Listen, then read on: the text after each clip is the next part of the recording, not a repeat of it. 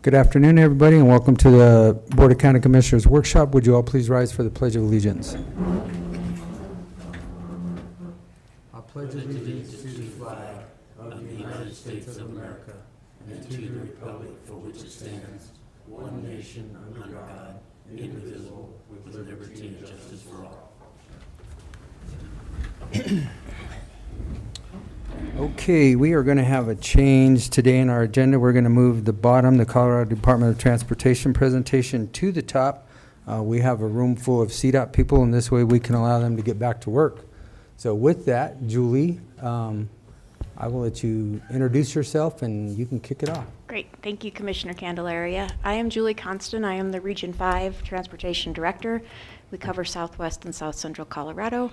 Tony Cady has some slides he will go through here in a minute. He is our Region Environmental and Planning Manager. Also with us in the room today, we have Tim Funk. He is our Region Planner. We have John Masur. He's our Deputy Superintendent for Section 3, which covers our western half of the region in Montezuma County. Brett Major is our LTC Ops, who's actually based out of the Cortez area and covers this specific area as well as up into Dove Creek and up towards Lizard Head Pass. And then we have Mike Watson, who's our Superintendent for the Montezuma County area. Jennifer Allison's our Region Traffic and Safety Engineer, and Kevin Curry is our Engineering Program Engineer. And with that, I'll kick it to Tony to go through the slide presentation. I know you submitted some questions, so we'll make sure that we save some time to answer those or talk about those as well. And if any other things come up along the way we need to talk about, let us know. If you have questions as Tony's going, feel free to ask questions as well. Okay, thank you. Yep. And you guys have the PowerPoint in front of you? Yep. Okay. Well, so as Julie mentioned, we try to meet with our planning stakeholders every year, and at a minimum every other year, or once every 2 years. We try to do them in person, but it's been a few years since we've been here in person. COVID kind of got in the way of in person, and then last year just kind of got away from us, so we did most of them virtually last year. But Julie really wanted us to get out and get some FaceTime with the counties. So we're doing all of them, if possible, in person this go around, which is great. It means a lot of road time for us, but you know, we're a family, so Yeah. we gotta Good deal. play games and fight in the back seat on the drives to and from different spots. We mostly try to talk about the upcoming planning activities, and this meeting is called a 4P, or a Project Prioritization and Planning Process meeting. And it's really more important this year than it would be last year or the year before, because we're entering into the update of our long-range transportation plan. And so the information I'm going to present in this slide deck is really relevant to the meetings we'll be having later this summer into the spring of next year, talking about project priorities and making sure that we get projects from Montezuma County on that list to discuss with our other planning stakeholders. The next slide is really just a list of our key contacts, and then some information about our website, call-in information about road conditions. The contacts are important. I would suggest that if you have questions for anything related to CDOT activities, to reach out to me, Tony Cady, I'm the Planning and Environmental Manager, or Tim, the planner, and we'll get those questions to the right folks, then get you an answer back. But everyone else's contact information is there. If you're not able to get a hold of us, go ahead and reach out to them. If it's maintenance related, reach out to Brett or John or Mike. And then if it's kind of traffic safety, Jen Allison is our program engineer for traffic and safety. If it's kind of capital road construction, you'd reach out to Kevin Curry. Next slide. So Region 5 encompasses the 15 counties and the 2 Indian tribal nations in the southwest part of the state. We have 350 full-time employees, 46 maintenance patrols, 3 engineering residencies. We operate and maintain 3,600 lane miles of state highway system. We have 3.6% of the state population. And those two numbers are important because a lot of the funding is allocated based off of a formula that incorporates lane miles and population. So as a result, Region 5 typically gets the smallest amount of the statewide budget for transportation purposes. But we have a lot of hurdles to overcome. We have 14 mountain passes over 8,000 feet, 228 bridges, 2 rest areas, and 5 scenic byways. And all of those highway resources require money for us to operate and maintain, kind of above and beyond just a normal roadway section. Next slide. These are our stakeholder groups that we try to meet with annually, and through the TPR, the Transportation Planning Region meetings. We try to touch base with these folks every quarter at a minimum. Next slide. We typically, when we talk to our stakeholder groups, we have a number of conversations, but they generally revolve around these kind of 5 points. And that's unique to rural part of Colorado, where our congestion issues really are on our state highway system, and it is a problem with slow-moving vehicles and lack of passing lanes or slow-moving vehicle turnouts. It creates unique congestion issues and a lot of safety issues on those road sections. Through town, like in Cortez, our community main streets are our state highways, and that presents some unique mobility and safety issues that we have to address through the planning process. On the maintenance side of things, we have the most avalanche slide paths in the state, and that means that our maintenance forces spend most of their time and money really doing snow and ice removal and avalanche control. Some of the issues that we're faced with in the rural part of the state is that we have a lack of redundancy in the system. So if we have a road closure, we have really long and very limited alternative routes, which can be a burden to the traveling public. And then we have to share the road with a number of kind of unique road users, wildlife being a major concern for Southwest Colorado. On most of our rural roads, the majority of the collisions are with wildlife. But we have, slow-moving tractors using our highways. We've got lots of bicycle and foot traffic. And then in San Luis Valley, for example, we have Amish buggies. And there's always a conflict, a safety issue when you have slow-moving vehicles being encountered by faster-moving vehicles, creates a conflict and potential for a crash. Next slide, please. So Montezuma County is part of the Southwest Transportation Planning Region. And the TPRs are comprised of city and county staff, where we talk about kind of local and then more regional transportation issues.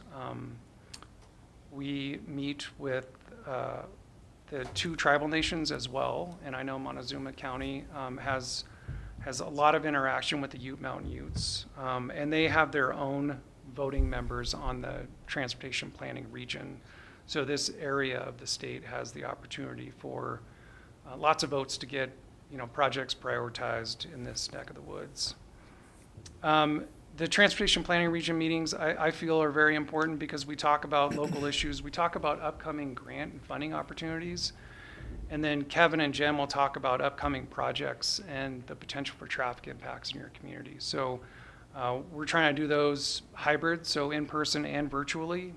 Jim has been at every single one of them, so it's never been an issue, but we do have some counties that have a problem getting there in person, and so we always want to remind folks that they can call into those meetings, and they are really important.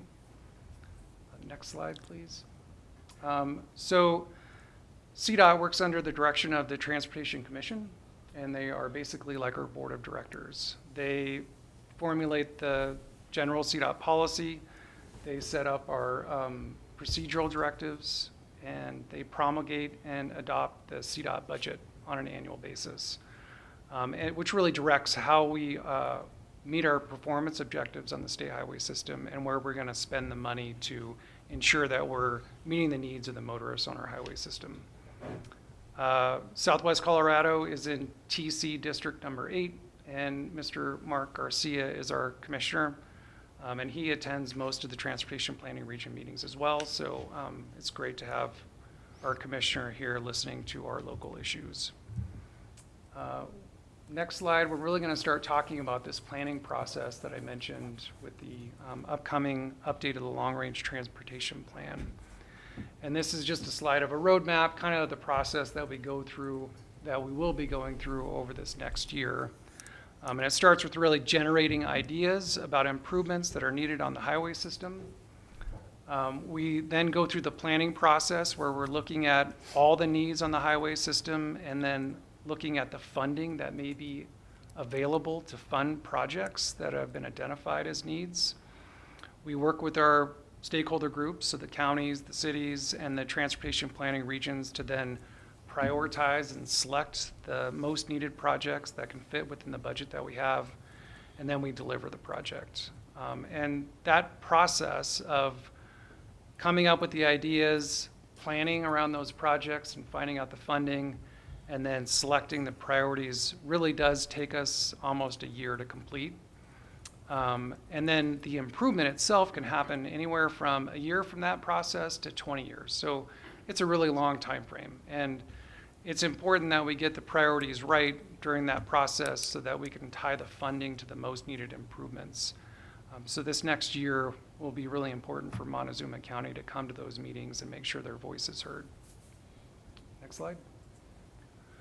So ideas come from lots of public engagement.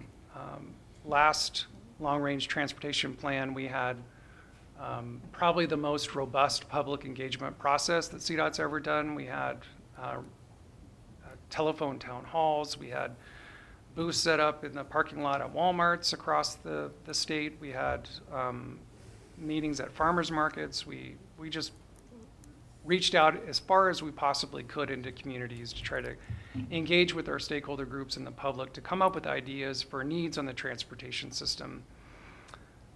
We also work more closely with the county and the transportation planning region members because they understand their transportation systems and the needs, where their systems meet our systems and the issues that they're seeing. But we're required to meet with other stakeholders as well. So we meet with advocacy groups. These are business and economic development groups, wildlife management agencies, or wildlife NGO groups that are really concerned about wildlife movement and wildlife vehicle collisions. And then we're required to engage with other state and federal agencies like the Federal Highway Administration, Colorado Parks and Wildlife, Forest Service, BLM, groups like that. Next slide. So this county meeting is, I mentioned, the project priority programming process. This was a process that was established by the TC, and it just simply requires CDOT to adhere to this schedule where we're meeting with the counties at least every other year, but in Region 5 we try to do it every year to talk about this planning process and to see if new needs have arisen that we really need to focus on in between the planning process. The intent of these meetings is to generate ideas to discuss during the development of our statewide long-range transportation plan update. And then these meetings also serve as kind of the foundation of our statewide transportation improvement plan, which I'll go over in a little more detail here in just a second. And that STIP is updated annually on a rolling basis. So we're adding projects that are going to be funded to that STIP. Those projects are selected through conversations with groups, stakeholder groups like the county commissioners. Next slide, please. So really we've been talking about the update of our long-range plan. And this is required by law. It's required to look out over 25 years. It's required to incorporate the needs and priorities of the 15 different transportation planning regions throughout the state.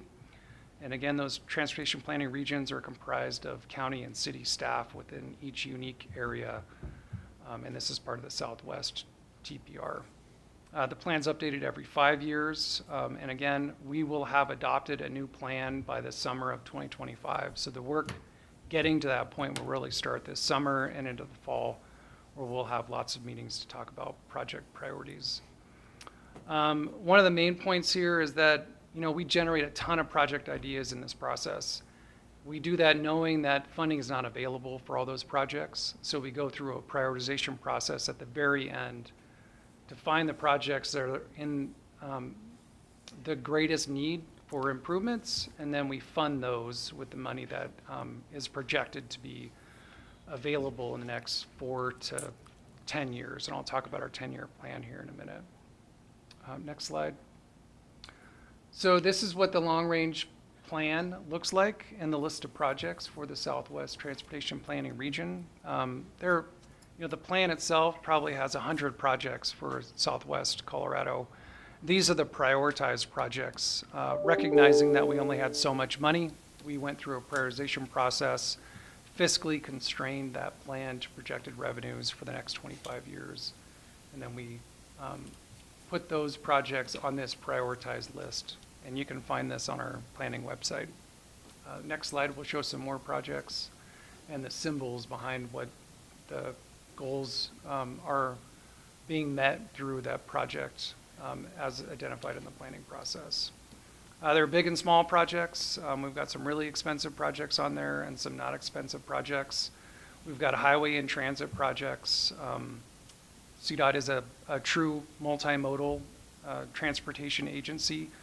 So we're as focused on getting folks off of cars and reducing congestion as we are keeping motorists safe on our highways. So we're really focusing on rural transit in Southwest Colorado. We're looking at funding lots of multimodal safe walking and biking facilities within our communities to avoid some of those serious accidents that when it's a car and a pedestrian or a bicyclist, those are typically very serious injuries or fatalities. Next slide. So in 2020, we created what we call our 10-year strategic plan. And we knew that some money was going to become available from the state legislature. And we needed to find a way to prioritize projects for that funding that would become available. And we used the top priorities from the long-range plan from each TPR, and then we placed those into the constrained 10-year plan. So we knew that those projects would get some funding for delivery within this 10-year horizon. So we pulled the top priorities from the Southwest TPR and figured out how much money we would get over a 10-year period, and then we applied that funding in the 10-year strategic plan. So as this slide indicates, the pros are that every project in the 10-year plan has some level of funding.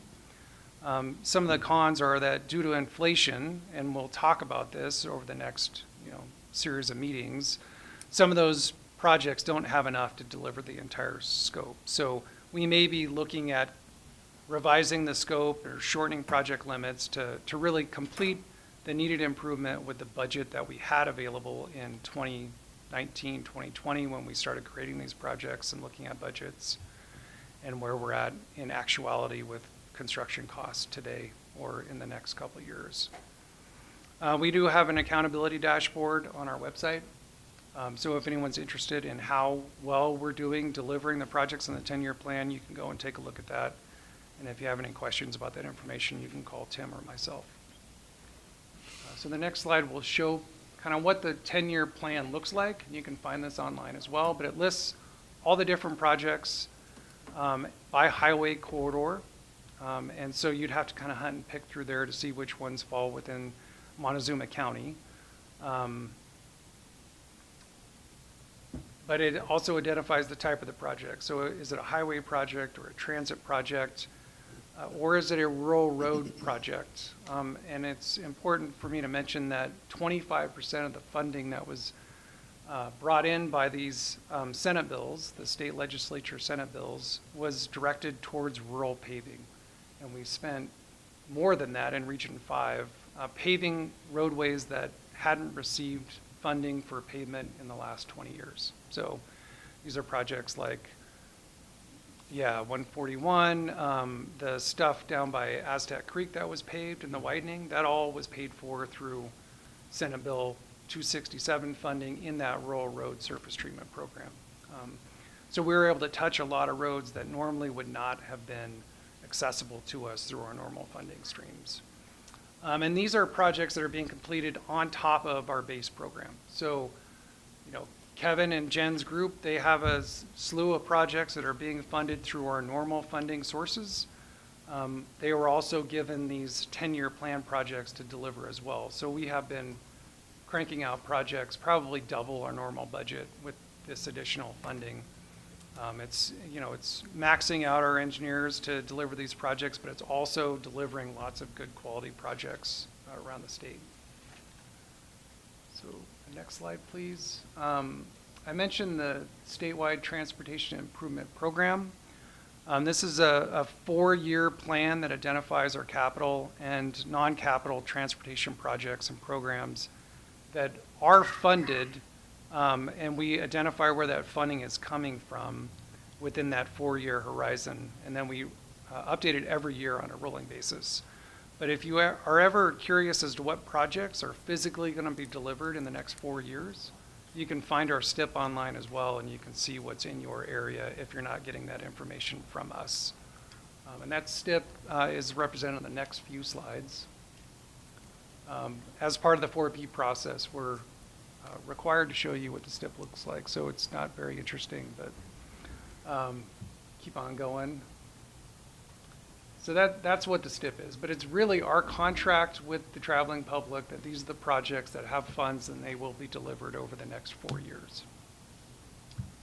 Next slide. So the planning update really is that we will start having meetings this summer with our stakeholders, and that includes the county reps that come to the transportation planning regions. So the chairs will meet and they will talk about that meeting schedule and what kind of meetings are necessary for decision points within the overall timeline. We will talk about our revenue projections. We will come up with project ideas. And then in the fall through the winter, we will really start matching those ideas to the goals and objectives that our Transportation Commission comes out with to make sure that we're picking projects that meet the needs that our commission has decided are the needs for the state of Colorado. And then we'll start prioritizing those projects. And then hopefully that process will be done by July of 2025. So next slide. That's same information, just in a little more detail. Next slide. So that's a bar chart showing that timeline and really shows the key meetings that are going to be necessary for the county to be fully engaged with. Next slide. I wanted to talk a little bit about the revenues that we get. We talked about Senate Bill 267, or the state legislature appropriated funding. But our base program is presented here. So this is where we get the revenues that we work with on a day-to-day basis. 42% of that comes from the federal government through the Highway User Tax Fund. 32% comes from the HUTF with the state, the Highway User Tax Fund, that comes from the state gas tax and also is generated through vehicle registration fees. And then the rest comes from CDOT-owned enterprises, special programs, or in the last couple of years, funding from the legislature. And the legislator initiatives this last year was 5.3% of our budget. So it does, may seem like a small number, but it does add a lot of opportunity for us to deliver more projects. Next slide will show how we spend that money. So we spend the money through different means. 41% goes to our capital construction or highway construction program. 25% gets spent on the maintenance and operation of our existing system. 17% goes through CDOT directly to our planning partners. So counties and cities within Southwest Colorado get about 17% of the budget that we have. 7% goes to debt service, which we have some loans that we're paying off that helped fund some pretty significant projects across the state. And then 2.5% goes to multimodal type projects. So those are the trail projects, the transit projects, things like that, that we're really trying to promote and push as ways of kind of avoiding safety issues and congestion issues on our roadway. Next slide really shows how we spend the money in the region. So regionally, we spend about 20% of our funds, or 20% of the funds that we have and are spending this year are those state legislature funds that are tied to our 10-year plan projects. 15% of the funds go to surface treatment projects, 8% goes to safety projects, 10% goes to repairing and maintaining our structures, so these are culverts and bridges. 12% in Region 5 goes directly to local agencies. And then 32% of the funds came from grants that were received and some other emergency funding that was received from some rockfall and some culvert collapses that we had this past year. But that number, 32%, CDOT Region 5 has been really successful over the past few years getting some pretty large grants to deliver projects. The Toyac passing lanes was one of the first ones that we got that really helped us leverage that 10-year plan funding and build a worthwhile project. The connection of 550-160 was the next big grant project that we got, which really allowed us to actually build that project. And then we were lucky enough to just recently get another grant for improvements on 160 east of Durango. The next grant that I believe my team is going to be working on is the improvements by Phil's World, the intersection and the wildlife underpass through that area. And then speaking of grants, the next slide really provides an update on upcoming grant opportunities. The first one is the Revitalizing Main Streets grant opportunity. These are state funds available to communities that want to do some safety and multimodal improvements in their Main Street areas. It's not limited just to Main Street, but it should tie to movement needs in your Main Street. You can see the project totals, and then that opportunity closes 6/26, but it'll be a rolling opportunity. So another round will close a few months after that, and then another round a few months after that until that money has been awarded to quality projects across the state. So if you have any projects that you might want to consider, reach out to Tim Rye and we can show you where the application materials are. MMOF, or the Multimodal Transportation and Mitigations Option Fund, that is funding, state funding generated through the Senate bills, Senate Bill 267 and Senate Bill 260. It is money for trail projects, streetscaping projects, things like that. It is awarded by the TPRs to the communities. So the communities will apply for this program of funds, and then the TPRs will select the projects that will get awarded through that process. We think we'll have a call for project proposals this summer, June. We're saying June, July. It's first week of June, and we still haven't seen it yet, but hopefully it'll come out in the next couple weeks to the next month. And then if you guys have any questions about that, it is an excellent opportunity for our local agencies. If you have any questions about that program, reach out to Tim Rye and we can help steer the ship. Transportation Alternatives Program is a federal program that is administered by CDOT. We just finished a 3-year call for applications. The next one will be in 2026. It has a lot of money. It's really project proposals that enhance the transportation network that are not necessarily road related. So sidewalks, ADA ramps, bike paths, streetscaping, things like that. But look for that coming opportunity in 2026. Next slide. Safe routes to school, another opportunity for kind of sidewalk improvements. It's called Safe Routes to School, but they're actually expanding this program. So it's really Safe Routes to X, safe routes to community centers, safe routes to administrative buildings. So if you can tie a safe route to a needed service facility in a community, the funding is available. The next round for that will be in August of 2024. So if there are any projects that you guys are interested in, keep that in mind as well. And then we have some federal opportunities as well. So the Bridge Investment Program, the Active Transportation Infrastructure Investment Program, those are planning and construction grants for active transportation, and that really is walking, biking, things like that. We have a Mobility and Revolutionizing Transportation grant opportunity. and then the National Culvert Removal Replacement and Restoration Grant opportunity, which is out. So if the county has some culverts that need to get replaced, this is a good opportunity. It's open right now, and it closes, I think, just whenever the money is all used up. Next slide, please. So the next part really is going to provide a conversation about projects that have been completed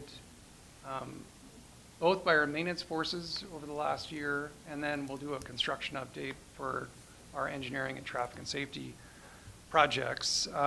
But this is just a slide showing the areas and the patrols that actually maintain roadways in Montezuma County. So this is maintenance section 3, and patrols 2, 3, 20, and 21 all help maintain the roads within your county. Next slide. This slide really wants to show where most of the money is spent, but really the main point for me on this slide is safety is our #1 priority. In Region 5, a lot of our money gets spent on snow and ice removal, 30% statewide. It's probably more like 50% in Region 5, making sure that our roads are safe to drive in the winter months. That's where a lot of our maintenance force efforts go to. And then on the shoulder ends of those, it's repairing the roadway damage from those snow and ice events in our long winters. So that's really where they spend the bulk of their money. I believe this graph will show you how much money our maintenance forces have spent in Montezuma County over the last year. And since I don't have my glasses on. Yeah, so they spent $2.5 million in maintenance activities in Montezuma County last year. Looks like, snow and ice removal is the single biggest chunk of money. And then traffic and safety, of course, is the next biggest, which is, like I just mentioned, those are, our safety is our #1 priority, and those are the two kind of maintenance work elements that fall under providing a safe transportation network within the county. They also look at maintaining our right-of-ways, so repairing fences, removing vegetation. They do lots of cleanup, removing litter, removing roadkill, rock removal, street sweeping, things like that. They work on embankment and ditches. And then they do a significant amount of work maintaining our roadways themselves. So they do chip sealing, crack sealing, and paving. And they spent about $415,000 last year just doing chip seals, crack sealing, and paving. So a good addition to the work that our maintenance or our engineering groups do. John, do you want to talk about the projects that have come up? Sure, we can talk about the projects. Are they on the slides? They should be. Should- Yeah. Is that right? Looks like, Is that the engineering ones? looks like that's the engineering one, so maybe Kevin up next and then John. Sorry, John. Oh, yeah, there we go. Yeah, it looks like the projects are up next, completed. Yeah, so we have both our maintenance projects and our engineering projects. Kevin Curry is our program engineer, and he will, he'll go through our capital construction projects, recently completed and then upcoming projects. And then John will come up and talk about our maintenance projects. All right, thank you. Good afternoon, everyone.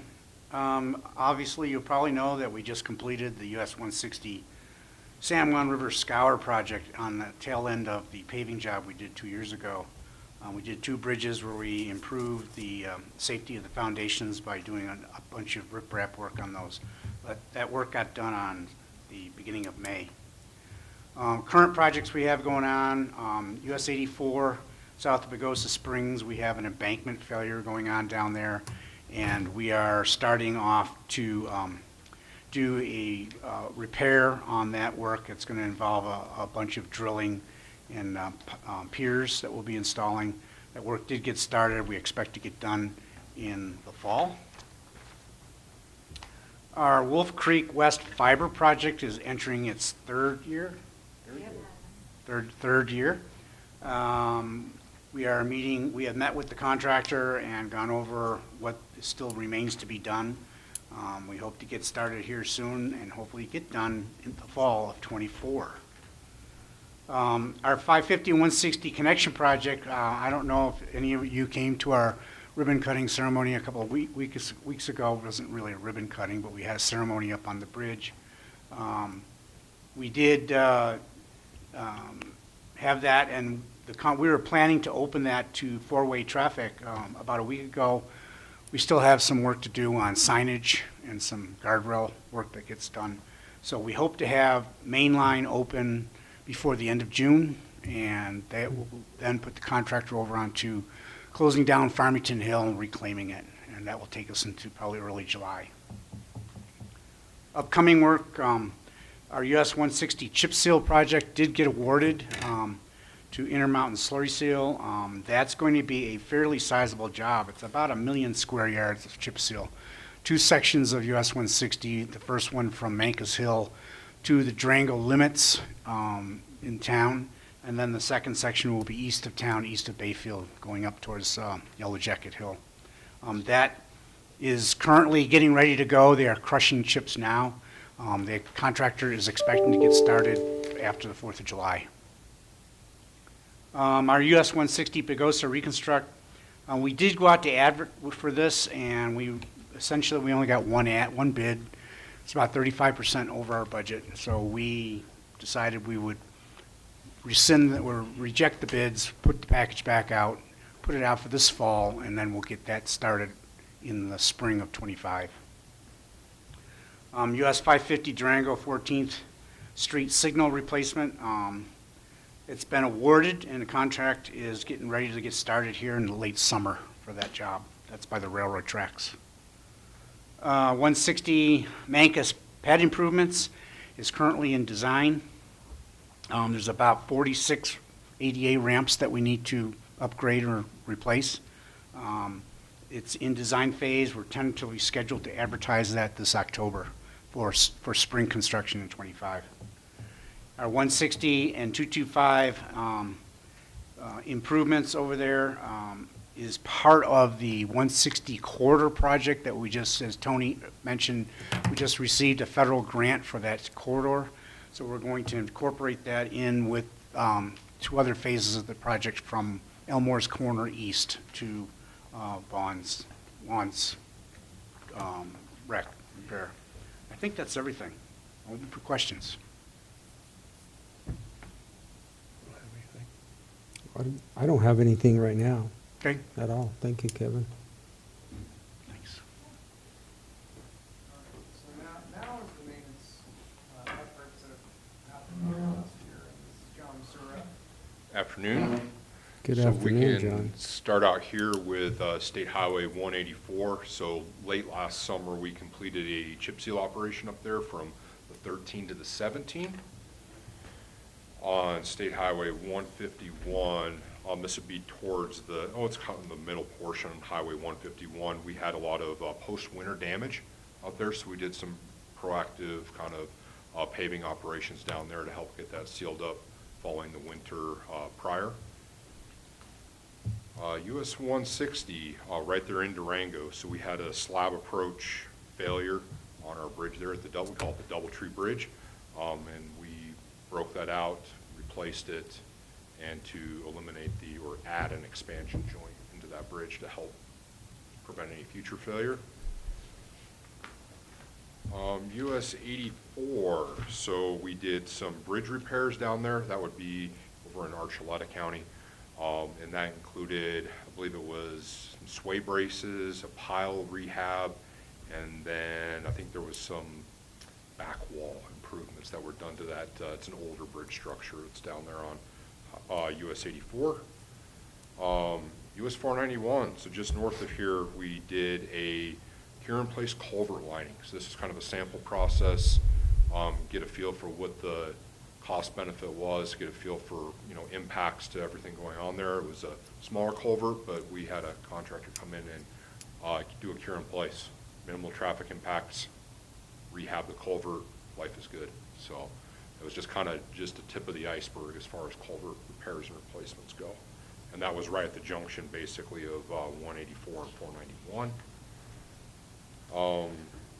State Highway 151, we had some irrigation culverts that were replaced last fall,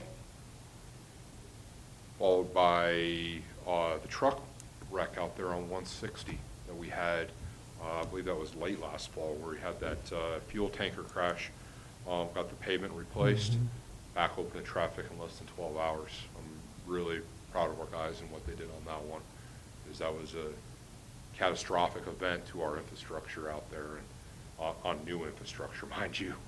So got it repaired. 3 end treatments as well had to be replaced during that project. Let's see, on State Highway 184, chip seal tentatively scheduled for April. I'm happy to say it's done. So it's no longer planned, it's completed. So we got that chip seal on Highway 184 from the 21 to the 24 completed here a couple weeks ago. So that project is done. And then we have this chip seal on 550 from the 7 to 12. That one has also been completed. That was our first chip seal of the season. And then same thing on Highway 172 from the 0 to the 7. We had a chip seal, and that one was shortly thereafter. So all of those chip seals are all wrapped up for the season. Culverts, we have several culverts planned still. We have one out on Highway 41 that we're looking to do, several up on Highway 145. We've completed some on 150, and currently our crews are doing culverts in the high elevations up on 550, and they'll be shifting over to Highway 145 in the near future. So that would be the updates for maintenance. Do you have any questions? I don't really have a question. I have basically a thank you or a response to you and or Rob. I know we had, I went through Julie. I don't know if that was the right one. Maybe it was to Tony or, anyway. That hole that we've been dealing with out there in front of the Maverick East, through communication with you guys, Rob, thank you. I appreciate that getting done. It seemed like maybe I was the only one getting all the emails on it, but it became Well, I just want to make sure a that big deal. Brett, our LTC ops over here, is recognized for that too. 'Cause And again, he was the boots on the ground. He was the guy, out there coordinating those efforts. So Yeah, thank you. Thanks to all of you. I didn't know who to reach out to first, but I knew I would capture somebody quickly, and even to Rob, our road superintendent, for getting that done, because it was pretty bad. It was a nasty pothole, but thank you guys. I appreciate it. So, I did have a question for the culverts for the off-highway for the counties in that grant, Tony. What, Rob, are you familiar with that? I mean, so, because it sounds like that one comes off and on pretty regularly. Okay, well then I'll get with Rob and get some homework done before I talk to you guys on Thursday and kind of get a little bit more information on that, because it seems like culverts are always something that has to be replaced around here all the time. Hey, Jim, that grant opportunity was supposed to be open in May. I checked last week and they had said June, and it's still not open, but it should be open very soon. Okay. So there might not be a ton of information on it yet, but it'll be coming. So if you were to look between now and Thursday, it might not be open yet, but it says on the notebook page Yep. upcoming that it's there. Okay.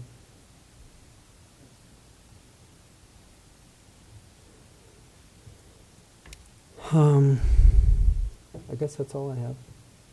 Way out there. 491, every time there's an incident on I-70, I-40, we see pretty big increase on traffic 491. And now we're going to put in a brand new spanking, very large solar project down on the Ute Reservation. It's going to increase our traffic. Is there any outlook, any plans on widening that to 4 lanes? I mean, I know the answer to this right now, but got to make the press, got to put it on you guys. I completely understand. So there's not any in our current planning processes to increase 491 to 4 lanes. However, our long-range planning process is actually coming up. So if that's a placeholder that the commissioners would like CDOT to be looking at for future projects and spending future project money on, that would definitely be a place. I know the Ute Mountain Ute Tribe has brought it up to us numerous times as well, that they would like to see 491 down south of town widened too. I'd like to see it from state line to state line. I can tell you from sitting over there for the last 5 years that there's a map that they have, and you can almost look at 491, and it's red in a lot of the areas that we've identified, along with the city of Yeah. Cortez, even this, from the McElmo Bridge up to the Johnson Building. I mean, 491 is pretty much red everywhere, and it has been. So it's not that we haven't been giving that information, it's just a matter of funding in it. Right. Yeah. Everything comes back to funding, and like Tony said earlier, Region 5 gets The short end of the stick. short end of the stick to a certain We degree do, and because we're of as creative population. as we can with grants and everything else to try and get these priorities built and constructed. So, but having a project like that on the long-range plan would at least get it in the queue, get it in a placeholder for us to start working towards that as a future project. I mean, the sheriff and the coroner over there can tell you, increased traffic increases accidents, increases deaths. And, It does, and I get we're all those seeing it. crash reports Yeah. as well, and I cringe every time I see 491 on there, on top of any time it has to close down, all the delays that happen between Montezuma County and Dove Creek and Yep. Dolores County, so, And it yeah. closes quite frequently from about January to April. Yep. Yeah. So, yeah, we're aware of it, but Yeah. to kind of help you out there too, we, I think, continue along with the city, the tribe, Ute Mountain Ute Tribe, with the county, we're echoing our Concerns. disappointment for lack of funding, I Yeah. guess, I don't know. But that would be, as we're having the conversations about the projects, and I don't want to know if you want to add to that, Tony, would be a project to definitely make sure we're bringing up and looking at. Do you have any numbers as to the number of trucks coming through here anymore? It is online. We have a program called Otis, CDOT Otis, and it allows you to look at a highway by segment, and it'll tell you the average annual daily traffic for cars and trucks. We don't know the numbers right off the top Not of our off the top of my head. head, but It is one of our, 491 and 160 are our two highest corridors that we see the most truck traffic on, for sure. yeah. Because it's definitely increasing, Yeah, and it's a problem. Well, and this summer with the 50 bridge being closed Yeah. over Blue Mesa, right now, the last update I saw is they're hoping to get commercial motor vehicle traffic back onto it by sometime this fall. Steel is starting to show up on the project site. They're starting to get that steel into place over the fractures. They had 118 anomaly locations. So it is going to take some time, but they understand, the team in Region 3 understands the impact everywhere else when commercial motor vehicles can't transverse Highway 50 because they either come south or north, so. and just speculation, if we could go with the feds and get it all the way from 40 to 70, widened and through here, I think it would relieve some traffic over at Wolf Creek. You very well could, yeah.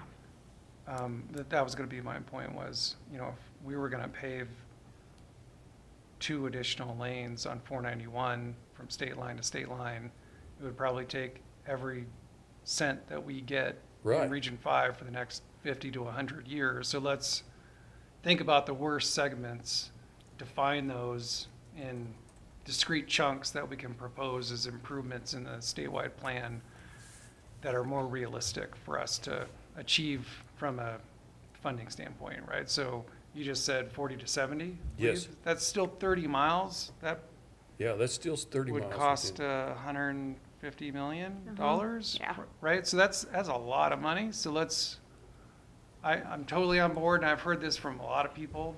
We need to get more 4-lane on 491. Let's find those areas that are the most critical for improvements, and then we can propose those as projects and have a good chance of getting some funding. For example, the project east of Durango is really only widening the highway for about 4 miles across the top of Florida Mesa and then down towards Right. County Road 225, and that's a $100 million project for us. So it does have some alternating passing lanes in it as well, but those are some of the magnitudes we're looking at when Tony's thinking of trying to cut it into chunks. So maybe we're looking at a 5-mile segment or a 10-mile the most, as we try and size it into sizable projects. I've got a couple things on 491 too. So If you want to, Tim, come up here to this mic. I'll let you stand up. Sure. I'll make you stand up. How's that? So a little bit of extra info on 491. We just coordinated with the headquarters freight program, and we were informed that we're going to get $6 million to do chain stations on 491 at both the state line and at near the community of Yellow Jacket. So it'll be a full chain station, chain up and chain down, both sides. As part of that application, I actually had to pull the truck, so I've got that number. In Yellow Jackets, it's 820 trucks a day is the number right now. Would that be at the same place where you just put that widening, that, I guess, a passing lane with the widening there? Is that the same spot? Yeah, right around the 40. Okay. Okay. Thanks.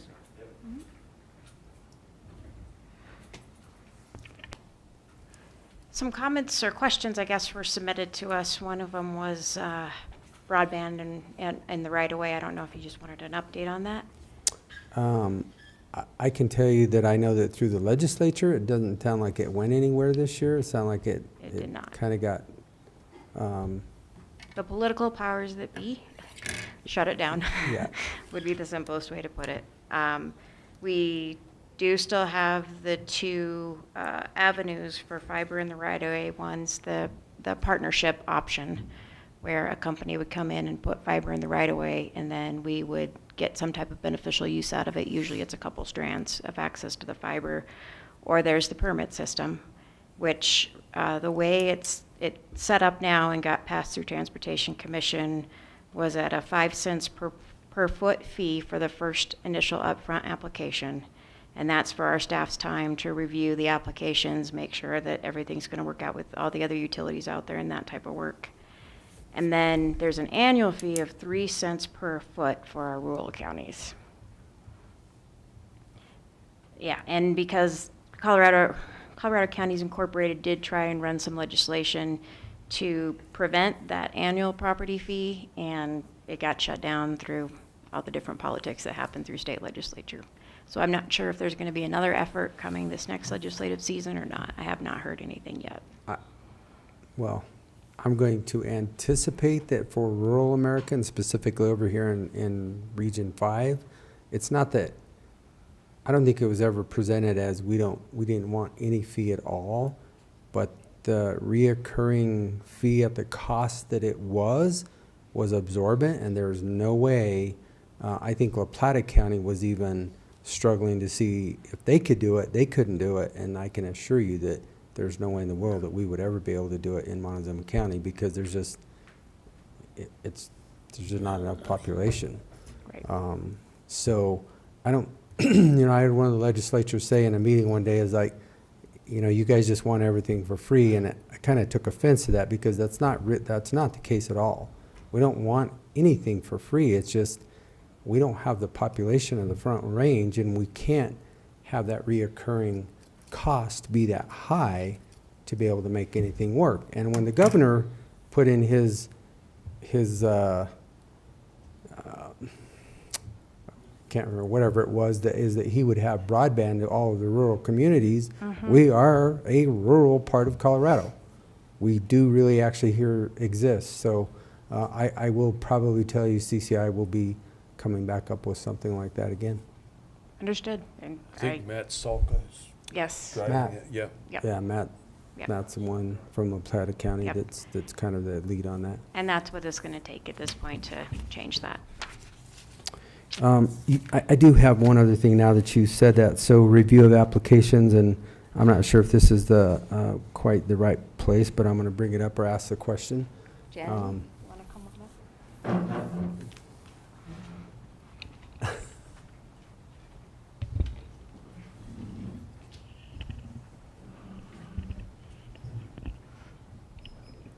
Okay, here we go. First of all, thank you, Jennifer, for all the emails that I send back and forth to you on any questions that I have as far as it's related to traffic and safety and so on and so forth. I do appreciate that and the feedback that I get from you specifically, so thank you. So I will start with the thank you before I go on to the next one. Thank you. Might be a little tougher.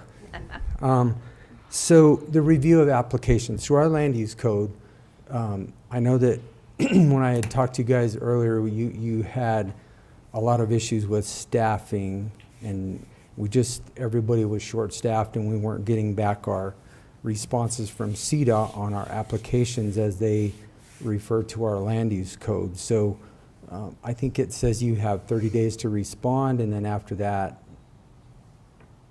it's just, I mean, it is what it is, or what is it? Because it's not fair to us. We get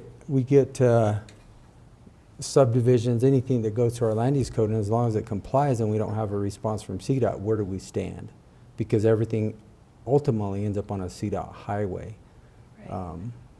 So the traffic that's impacting CDOT, how do we, first of all, first question is, are you fully staffed?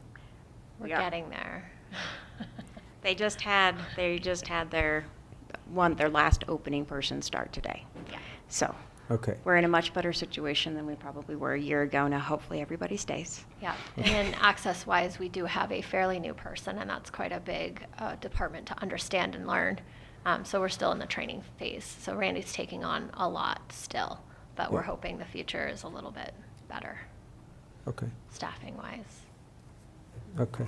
And so the developments that access the highway, and feel free to start hitting me if I Just say going the for wrong the thing. access permits. The developments in the county that are accessing the highway off of a county road, technically, the county can go ahead and approve those without necessarily going through CDOT. But if there's future safety issues down the road at those intersections that weren't caught or addressed during the development process, then it's going to be a tough conversation between CDOT and the county for sure on future auxiliary lanes or that type of thing. But I'm not sure if there's anything in our code that states if you guys have reached out, but we haven't responded, how that really plays out. I don't know if there is, but I do know that if there's no response, generally, my access manager says that's our silences, that's our okay. But I Okay. can definitely, if we have a couple of certain ones you're looking at, we can meet offline about that. I do, and we will visit offline, or I'll visit, I can send you some emails, and then we can talk about it. I know you won't be there Thursday, but it just seems like when we get our final plats, you guys do have to sign off on the final plats. CDOT does have a signature line on there, and without the signature line, then we can't get our plats recorded, which then holds up our entire projects that we're having in the county. So, and we can visit more on that offline. Specific locations, it could be that they were missed, or, like they said, we just started hiring people, so she's training a lot, so it's something we can try to move along. Okay. All right. Well, and Commissioner, I think ultimately silence is acquiescence, silence on the part of CDOT. I mean, that's how we have to consider it in our land use code, and we have to move these things forward. And that's how the And so- access code has it as well sometimes. Yep. Okay. It's, even to a permittee. So, but I wouldn't mind catching up on these specific locations and make sure Okay. that we get those wrapped up for you guys. And so you'll see some emails from me later on. All right. Great. But again, thank you. Thank you for all the help that you give to me on any of the questions that I have that have been brought up. I appreciate it. Yeah. Anything else, Commissioners? Nothing. Okay. So, and back to who to contact about what, we do have all the faces here, so you have a general idea of the main points of contact for all the different programs that we use. But Tim and Tony definitely pay very close attention to their emails. From time to time, I get really swamped when I'm traveling, and emails kind of sit there for a while. So that's why they say reaching out to Tim and Tony is always good. Including myself on it too is never going to hurt, though, because I could be in one of those windows, like I could help with the Maverick or the station, the pothole out there by the Maverick. So the more the merrier from our perspective. We're not going to ever be upset that you've contacted too many people when you're trying to make sure something's moving. And I tried to get the right person and not weigh you down. And I appreciate that, but at the same time, having me involved sometimes helps, makes things move Yeah. faster too, so. All good on that front. Appreciate it. Yeah, and we appreciate you moving us to the front of the agenda very much. All right. Well, if that's all you had, then It is. I guess you are free to go. Thank you. Thank you, guys. Appreciate it. Jennifer, you'll be hearing from me. Thanks.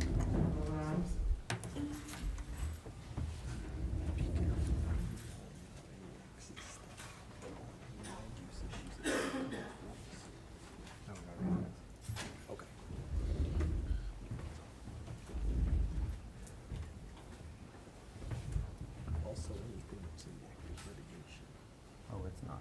Okay. I do know that. I'm just thinking, I know you do.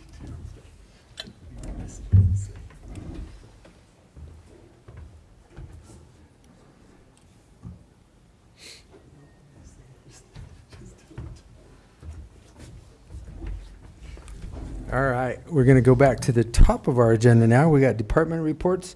Sheriff is first on the agenda. And then you also, do you want to just, well, you're up here, Sheriff, we'll just have the grant, you have a grant down there lower, so I'll just kind of That would be great. keep you guys together And I'd and like to get it all done in one swoop, okay? get you done in one swoop. So I'm going to bounce around on this agenda just so that everybody's looking at it online. I'm going to be Appreciate bouncing back and forth on this. So with that, we have the Sheriff's Office. Okay. The only thing that I can tell you is that I'm having to deal with 2 new bills that were passed this year that are going to affect the detention center. One deals with visitation for any parents that are in custody. They're going to be down, the state will be down this fall to look at the facility, and unfortunately she wanted to meet with all of the inmates and tell them what their rights are, and I said that's just not going to be possible.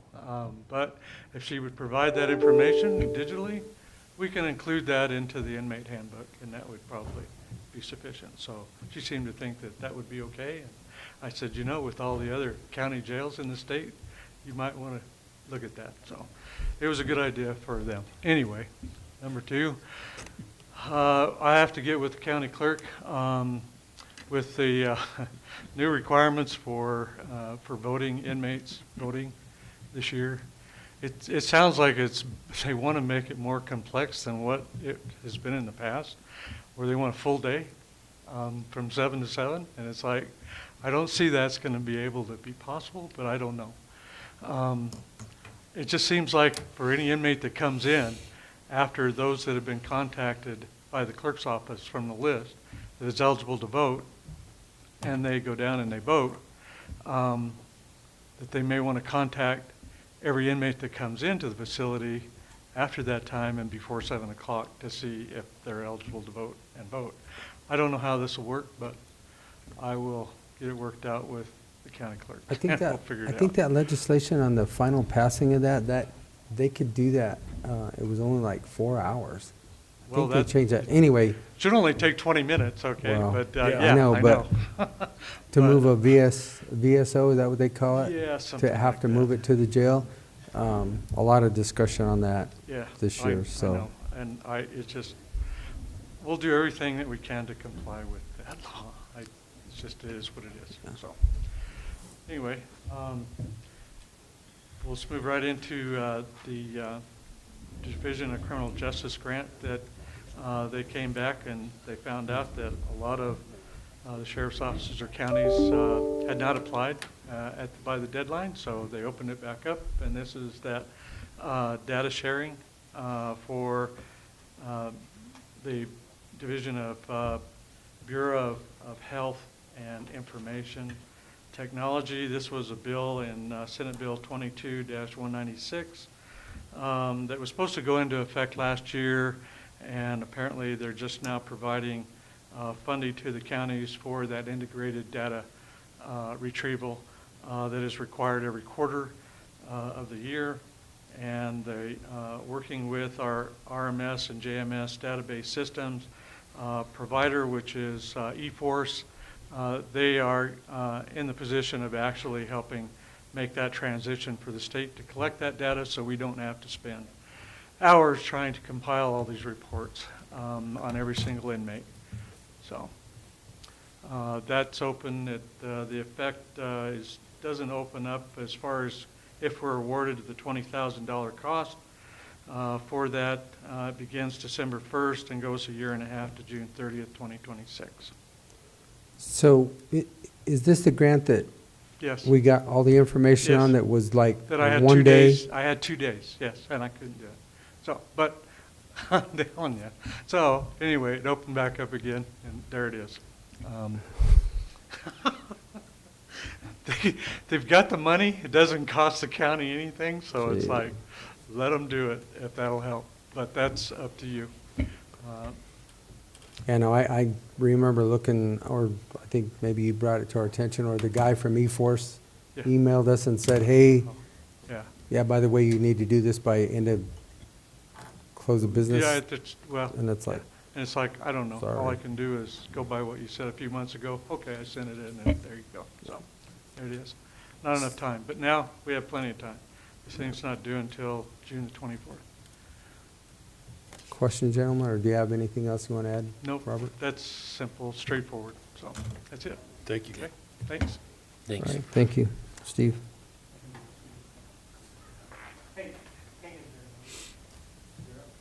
Okay, next we'll go to the coroner.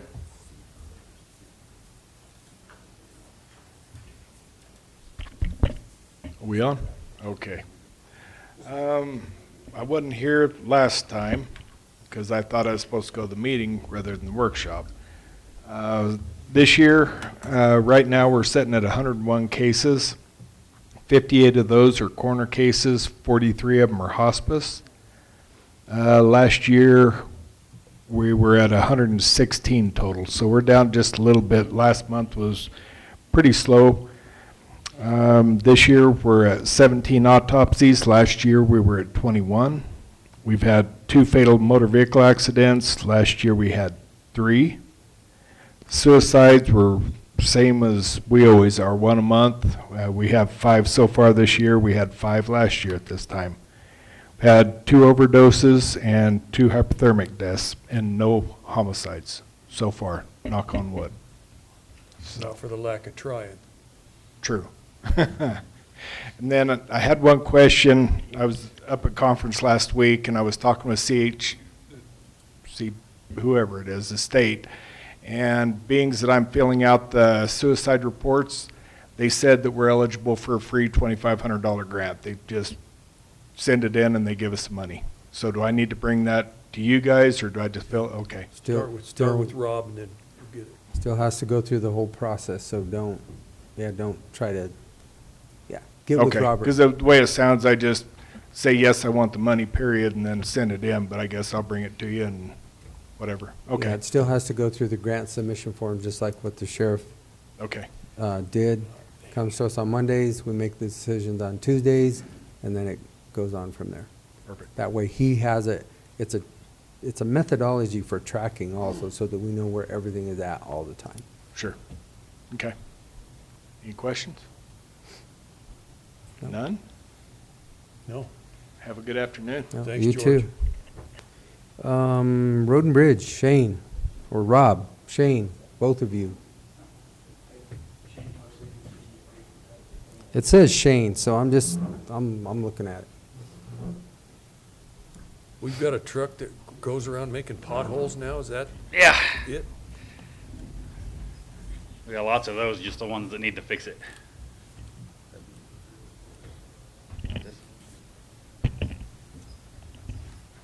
So who you want first, Shane or Rob? I want Rob. You see, go right in on there, how come? Well, because Road and Bridge is, actually, as I look at it now. All right, well, I'll go first. How you guys doing? Okay. Great. So our general work activities this quarter, basically, we completed our crack seal on our planned chip seal roads last month. Got all that done, that where we're gonna be chip sealing this year, sealed up. And we did start on the mag chloride program. It was at the end of April. Mancos, Dolores, Cortez is done.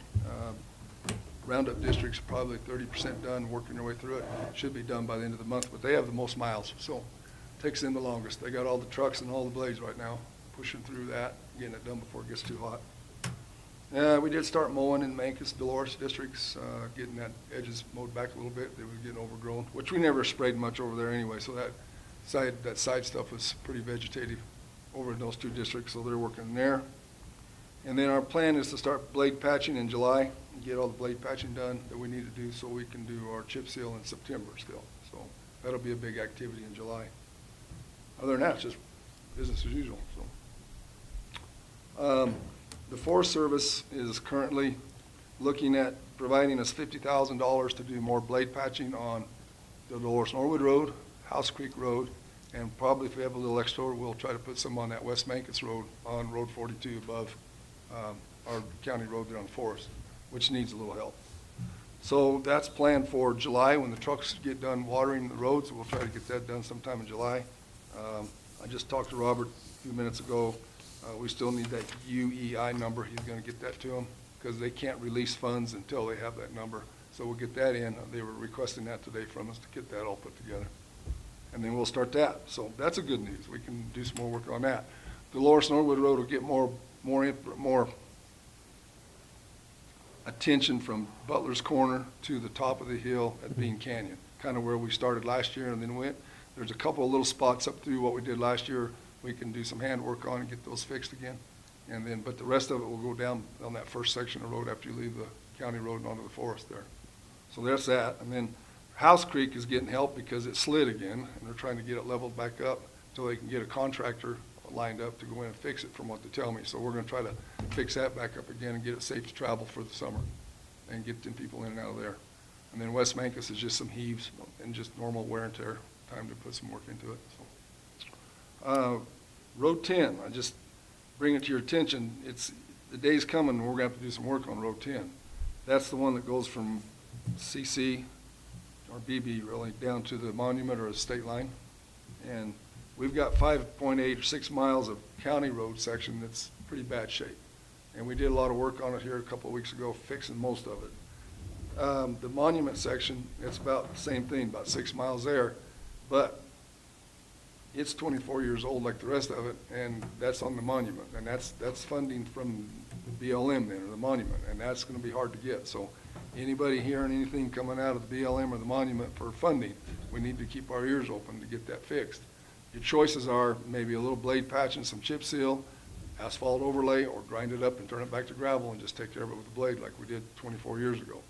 And that's about where we're at with that stuff. We've got the first 10 miles rebuilt a few years ago with DOLA, but once we got out of the Kinder Morgan sphere of influence, we were done. That's all the funding we could ever come up with. So just something to keep in your mind during your meetings with federal boys and things like that, because they're tough to deal with. They don't have any money, and they don't seem to want to give up any money because they don't have any.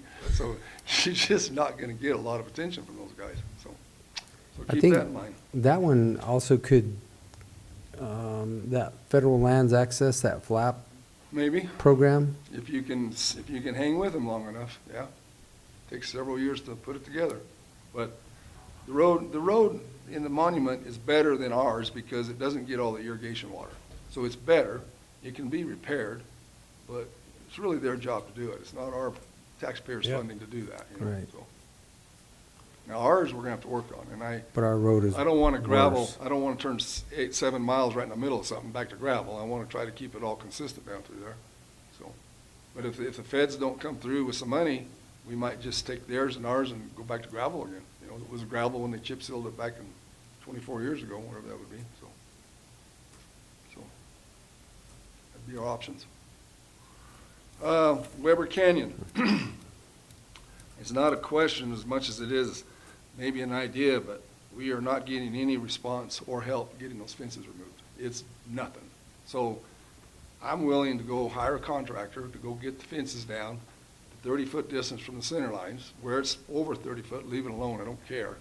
Get it down, roll it up, stack it up, and put it away on their property, and then can we come up with a means to get paid back? Put a lien against them, do something like that. I don't know. Oh, this is enough. And Rob and I have talked about this. I would suggest filing something, and I just need to get it done. and I will. Okay. I haven't done it, and I will. And I think that's probably the best way to do that. I think we can get a court order fairly quickly to get them to remove the fences, and I need to do it. I thought we So- did have a court order for them to remove Well, we the won a fences. court case, but they've not done anything under agreements, So there's, nothing. they're just, We, And So I need they're to in put a violation of their deputy agreement. in there with them when they The- go to do it, so. there's no agreement. We won the court case saying there's a 30-foot right-of-way through there. 60 foot. 60-foot right-of-way, 30 feet from the center line on each side, and they didn't move the fence. They haven't moved the fence. They said they were gonna move the fence, they haven't moved the fence. So we're gonna have to go back to court and open a new case and do it, and I just need to do it. So Well, that was the question. If I go do it, and then can I get paid? Can we file a grievance or a court, get We, the courts to? we could do it that way, but I think it would be much more efficient and much better to just get a court order for them to do it. That well, what would if be they my just ignore the recommendation. court order? I Well, mean, it's they, kinda- then they, but if it they seems like ignore, everything that we deal with lately is a bunch of stall tactics. If they- Everybody just, if they ignore a court order to take down fence, then there's a contempt action coming, and, I mean, we don't have the court order. We need the court order. okay, we'll get on it. Yeah. Because I know where you're headed, and I'm right behind you with it in that thought, because I'll enough is leave the enough. parts that are over 30 foot. Right. If they want the fence, they can have them parts. I just want that 60 foot right away. Okay, thank you. That needs to be addressed one way or the other, so. So weed spraying on the roadways. I inherited that this year, so I went out and put out a request for pricing. I got 2 bids back. One is Bonnie at 90,000, and the other one is Horizon at 405,000. That is to just do the labor. That is not chemicals, either one of them. So I've got 235,000 plus or minus in a budget. Obviously, I don't know which way to go here. The weeds are starting to come up and they're starting to push through the edges, and just like I knew they would. It's better. I mean, we've got a good start on it, but it's going to catch us again. And mowing doesn't stop what we're trying to avoid with the weeds coming up. So I haven't put it in front of you to discuss, but I thought I'd let you know that was the only 2 we got, so. That's all I'm doing today, just letting you know I tried, so. I'll put it together. Maybe I can reschedule another meeting in the near future with, on a workshop and give you a spreadsheet, show you what we got and go from there. But right now, I want to interview both parties. I can't go with Horizon because that's double what I got for budget just for the Right. labor. So I want to interview the other party and see what it would cost now for chemicals. She put a very good presentation together to tell us what she would need for chemicals. She just didn't put a price on it because we didn't ask for a price. We asked for labor. So see what it is. So I can still do that. Okay, good, okay. K3, that little discussion we had today, that's all good stuff, but that's still a problem. It didn't get fixed. They got a Band-Aid on it. And CDOT, it's weird, but they didn't do anything until 2012 when they signed a permit for everybody to use our easement on K3.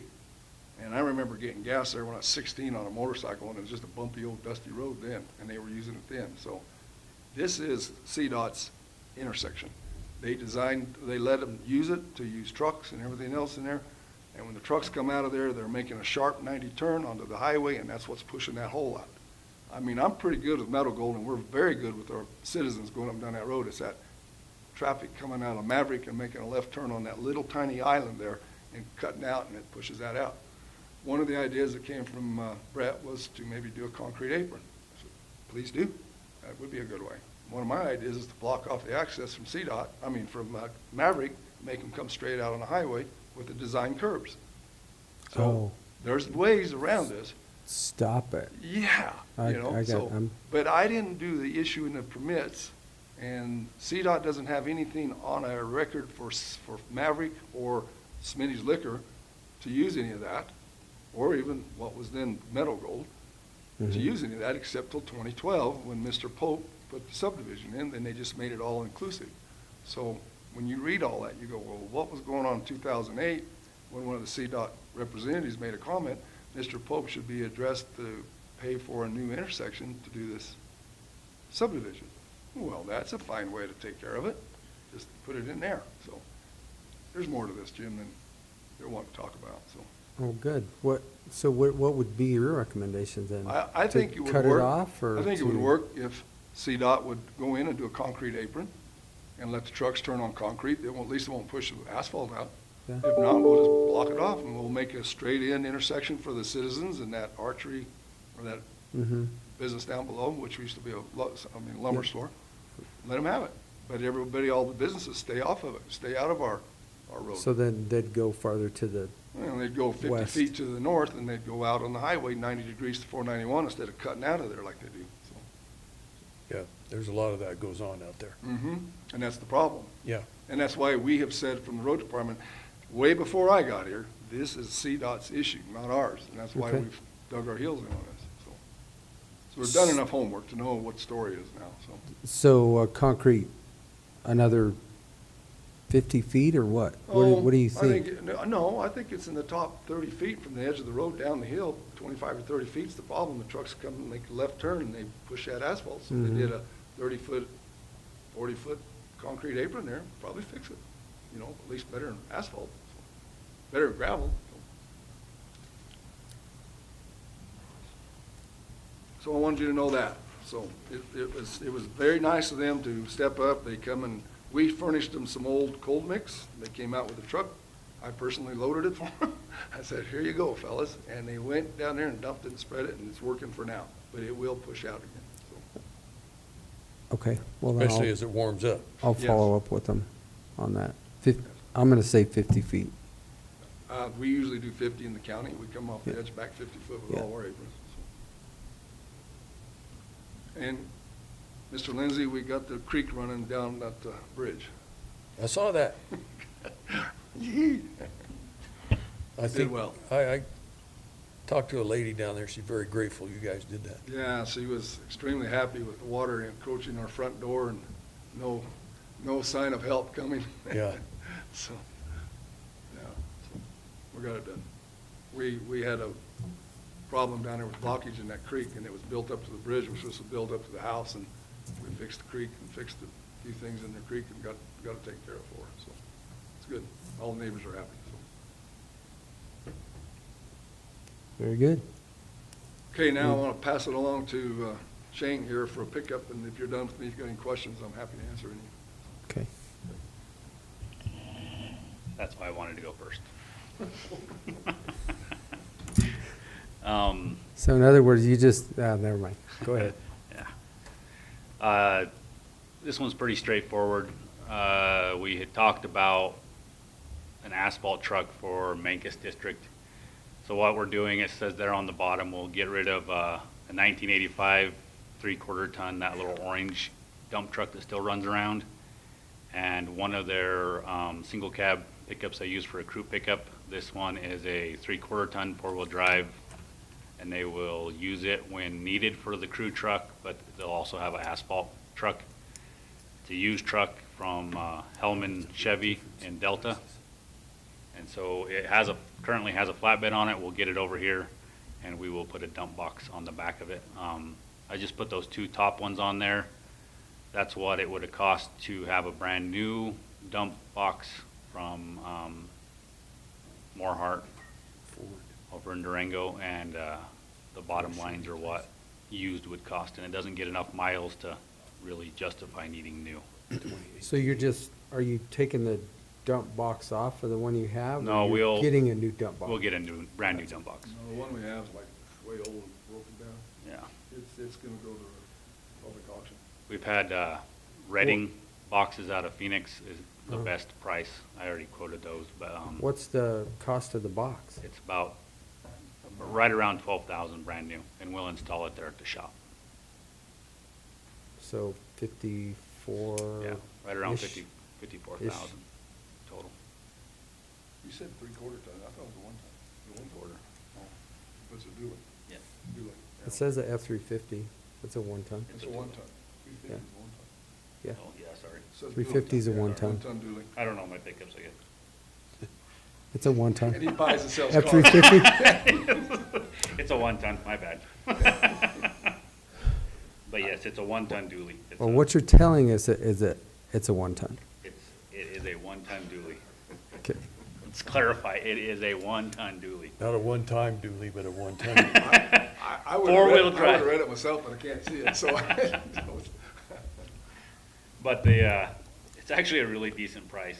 Yeah. For, 2000, and it only has 46,000 miles on it, so, I mean, it'll last a lot of years. Or The- 47,000. The one they're currently using is a 1985 model, so.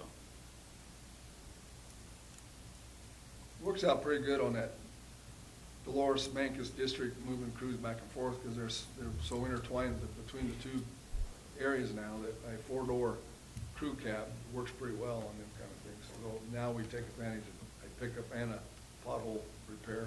And I think we still have plenty of money in your capital too, right? The truck was 160-ish? Does that sound right? 170 for the Or truck, yeah. 170, We had okay, that was budgeted, close. for this year, We we had had a budget. budgeted 60,000 for We've it, got, so.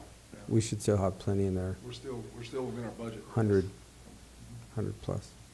And it was very hard to find a gas version of these.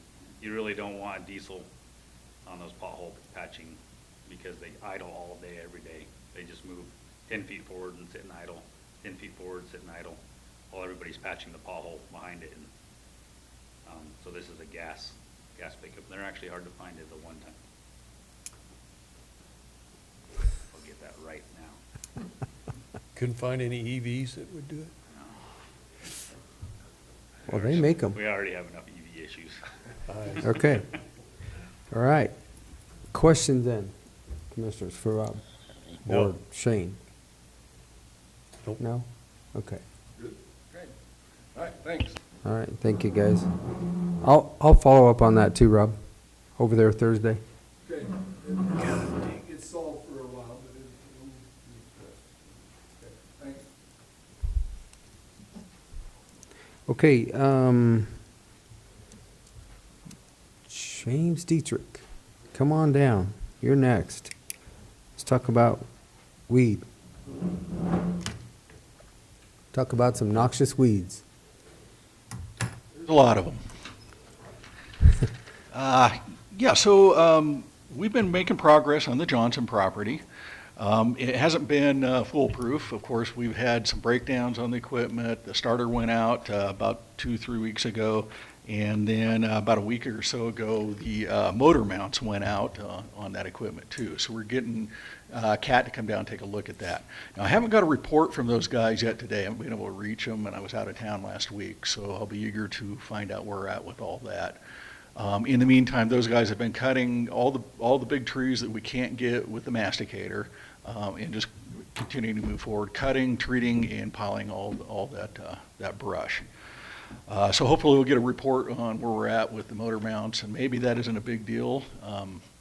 Hopefully that'll be an easy fix at this point. So I've also been investigating the Water Smart grant. We've got Let me stop you for a second, because now we're in the middle of June, basically, or first part of June. And so give me an anticipation, a realistic anticipation. When are we going to be done with this? I really think it's going to take them till end of August, just about the original estimate on that. What do they have left? So How they've many got, acres? they're approaching the 50% mark, and maybe a little over that at this point. And so I think it's going to be August before they manage to finalize that. Just about the same as we estimated right at the very beginning. And if we have any more breakdowns that kind of delays us on that, that could push us into September. So, yeah, this is a very slow, arduous process on that. Okay. Maybe update them on the secondary contractor. Yeah, so I did, so I've only been able to get two estimates on that. So one of them came in at $40,000, and but actually it was more than that. I think it was $44,000 for a week with an operator and a piece of equipment. The other estimate that I got came in at about $8,400 for a week with an operator, the same setup. So, and that would be a skid steer with a masticator. Although one of the guys actually had an excavator the same size of ours, and it also had a mastication head on it. He said he could do the same rate for us as he could do with the skid steer. So and that is the best one we got, $8,400, considerably less than the first one we talked to. And then the last gentleman has just not responded. So if we're open to that, we can certainly get those guys moving on it. And he seemed like he was pretty open to trying to get something down there pretty fast if we want to move in that direction. What are your guys' thoughts? $8,400, yeah. For a week, I would say sign him up and get him Okay. down there for a month and let's get this thing done. Okay. I think our focus is to get this, well, Get this I should kicked say out for and me, over with. get this Yeah. thing over with. Yeah, I understand. It's dragging on. Yeah, I understand. So I'll get back a hold of him then again, and I'll work with Travis, and we'll make sure we can get him set up and ready to move. I'm also, and this is also related to the phreatophytes. I wanted to mention that we've got a Water Smart grant that apparently a $45,000 reimbursement request was made back in roughly in December. That request was denied, and it was denied because we didn't have the documentation to prove up what our work was being done. And so I'm going back through that grant and everything that was been submitted. I'm working with that's actually through the Southwest Water Conservation District, so working with Laura Span on that. So what we'll try to do is come up with documentation that proves up what we've done. $45,000 is too much to leave on the table, so we want to do everything we can do to try to reel that money back in. And then at that point, so we're still under contract, but she says that we can get ourselves out of that contract, so we'll just finalize everything, turn in the final report, and be done with that piece of it. So hopefully that will help a little bit. I've also talked, and this is again for phreatophytes, I've talked with the America the Beautiful grant that we were involved with, informed them that we were not going to be doing any more phreatophyte removal, and so we backed out of that grant, and we're out of that one A-OK. So that's about it for the phreatophyte stuff. So anyway, yes, a headache, and we'll try to keep backpedaling out of this as fast as we can. For the cost share program, we're underway with that. We're creating the map and the database to meet the state obligations. We've got roughly 45 applications that have come in so far, and that seems to be going pretty good. We're still within our dollar range on that, so we should be able to get that's a 1-to-1 match on that one. So that one we should be okay with, and that one's fully functional at this point. We've also hired a new weed tech, Russell Smith, and he should be onboarding on the 13th. Once we get him in place, I'm going to start getting him working on, working up a work plan for us. And I want to push the cost share program over onto him and get him going on that and get him answering questions. We do get a lot of phone calls, and so shuffling that off on him would be really helpful. And I think it'll help him really kind of get up to speed pretty quickly too. We're going to have to get him really focused on learning the plants and then memorizing all the applications, the rates, as well as what kind of herbicide to apply. And so, but I think getting his feet wet right away on that and getting him out there to working with our public will be really helpful, and it'll help him learn a lot faster that way too. One of the things that he is bringing to the table that I feel pretty pleased about is that he does have a private applicator license currently through CDA, so we'll capitalize on that. And I think, so there's a whole list of those applicator licenses, and I think to get him synced up with what we've had in the past, we'll get him the ag applicator license as well as the rangeland applicator license on that. So he's just got some training and learning ahead, but he seems to be a very likable individual. I think he'll work really well with the public. He seems very sharp and should be able to pick up on this pretty quickly, I think. See, I've got the budget prepared. We're ready to enter that into ClearGov. And I think what I've been trying to angle on is trying to keep this around $100,000 or less. And so I think we're right in that ballpark. So anyway, we'll make that budget presentation. I guess it's on the 17th. So I've got a little bit of work to do on it, but I'm feeling pretty good about it.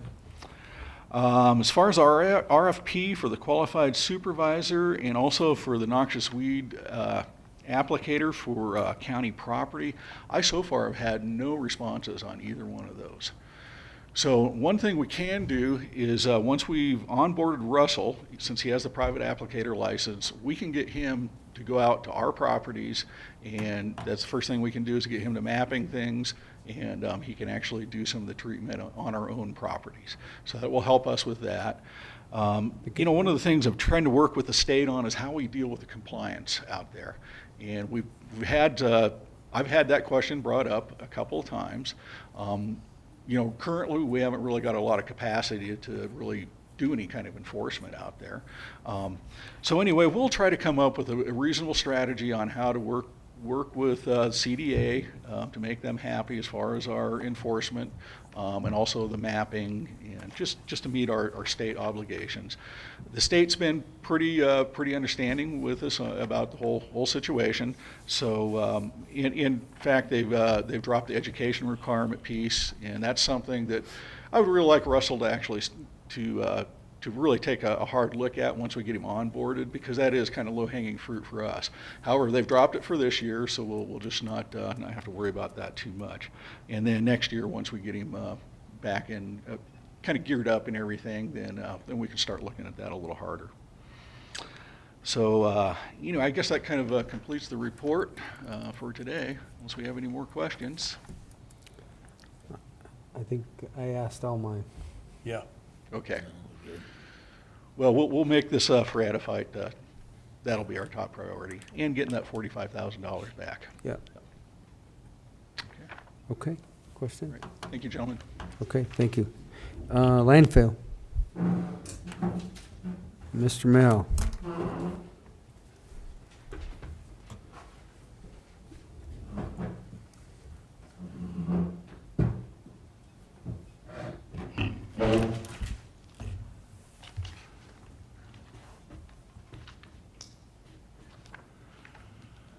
All right, so Consai's been busy on cell 5.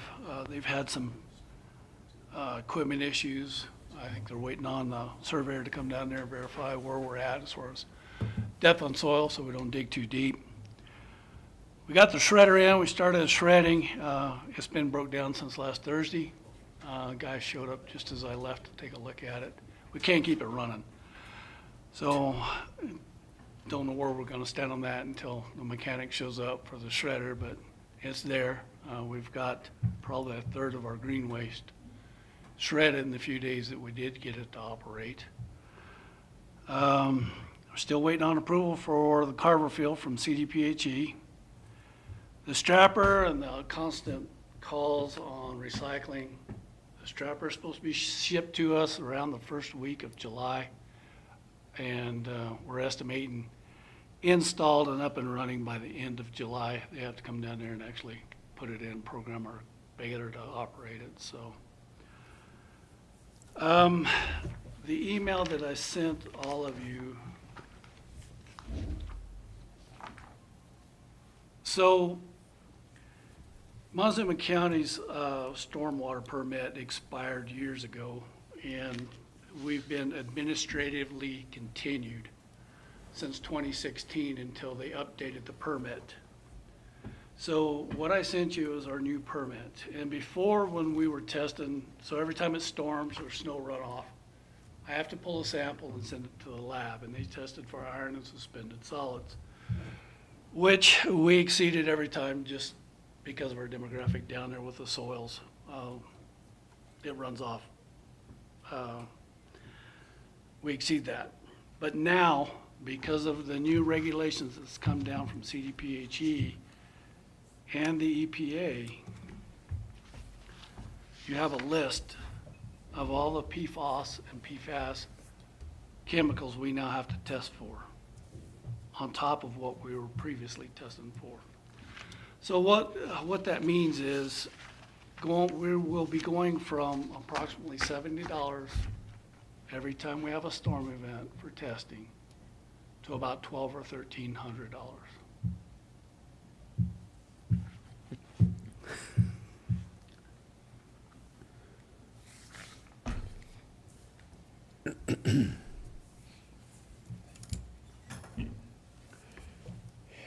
I didn't know this till, Well, yeah.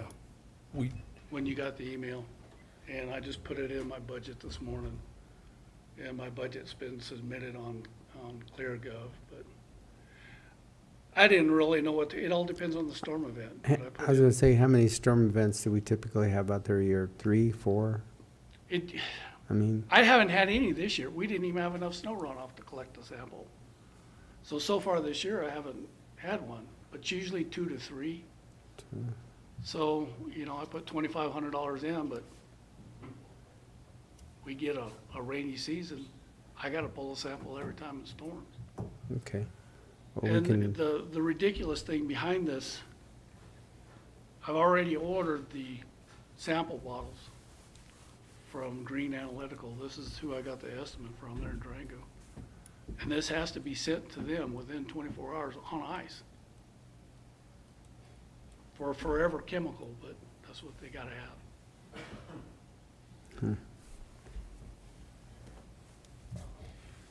There's more coming down on Yeah. air pollution. yeah. So I think I sent Travis a deal on that. sounds like our prices are gonna have to go up again. Is there another lab we can use? Well, Green is the closest. This is a list of the labs that I got from CDBG, and they're all over the United States. And I haven't contacted any of them. The reason we've used Green Analytical before, I didn't even know that they could do the PFAS testing because it's such a specialized test. But they came back with a price. Just for the PFAS, they estimated $1,000. Yeah. And the rest of it, all added up together, all the rest of it is less than $100.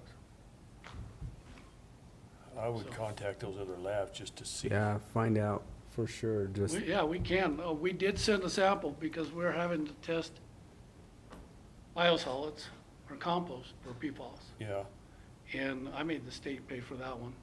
They demanded it. I said, well, then send me a kit. And we sent it off, and I still haven't heard back on that, what it cost, but it wasn't cheap. It went all the way to Washington State.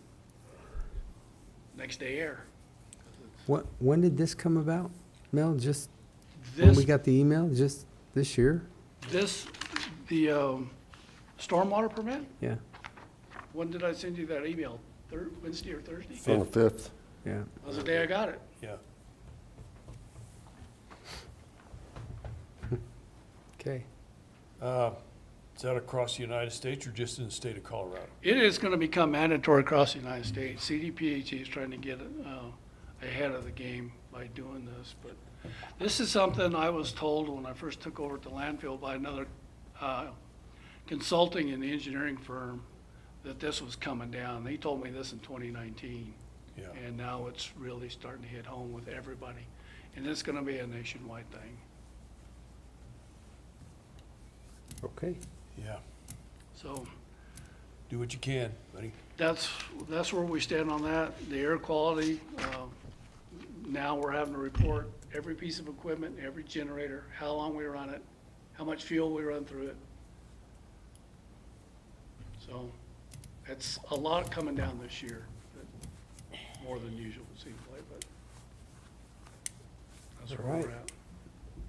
Here pretty soon, it'll be just as cheap to send our trash to Denver.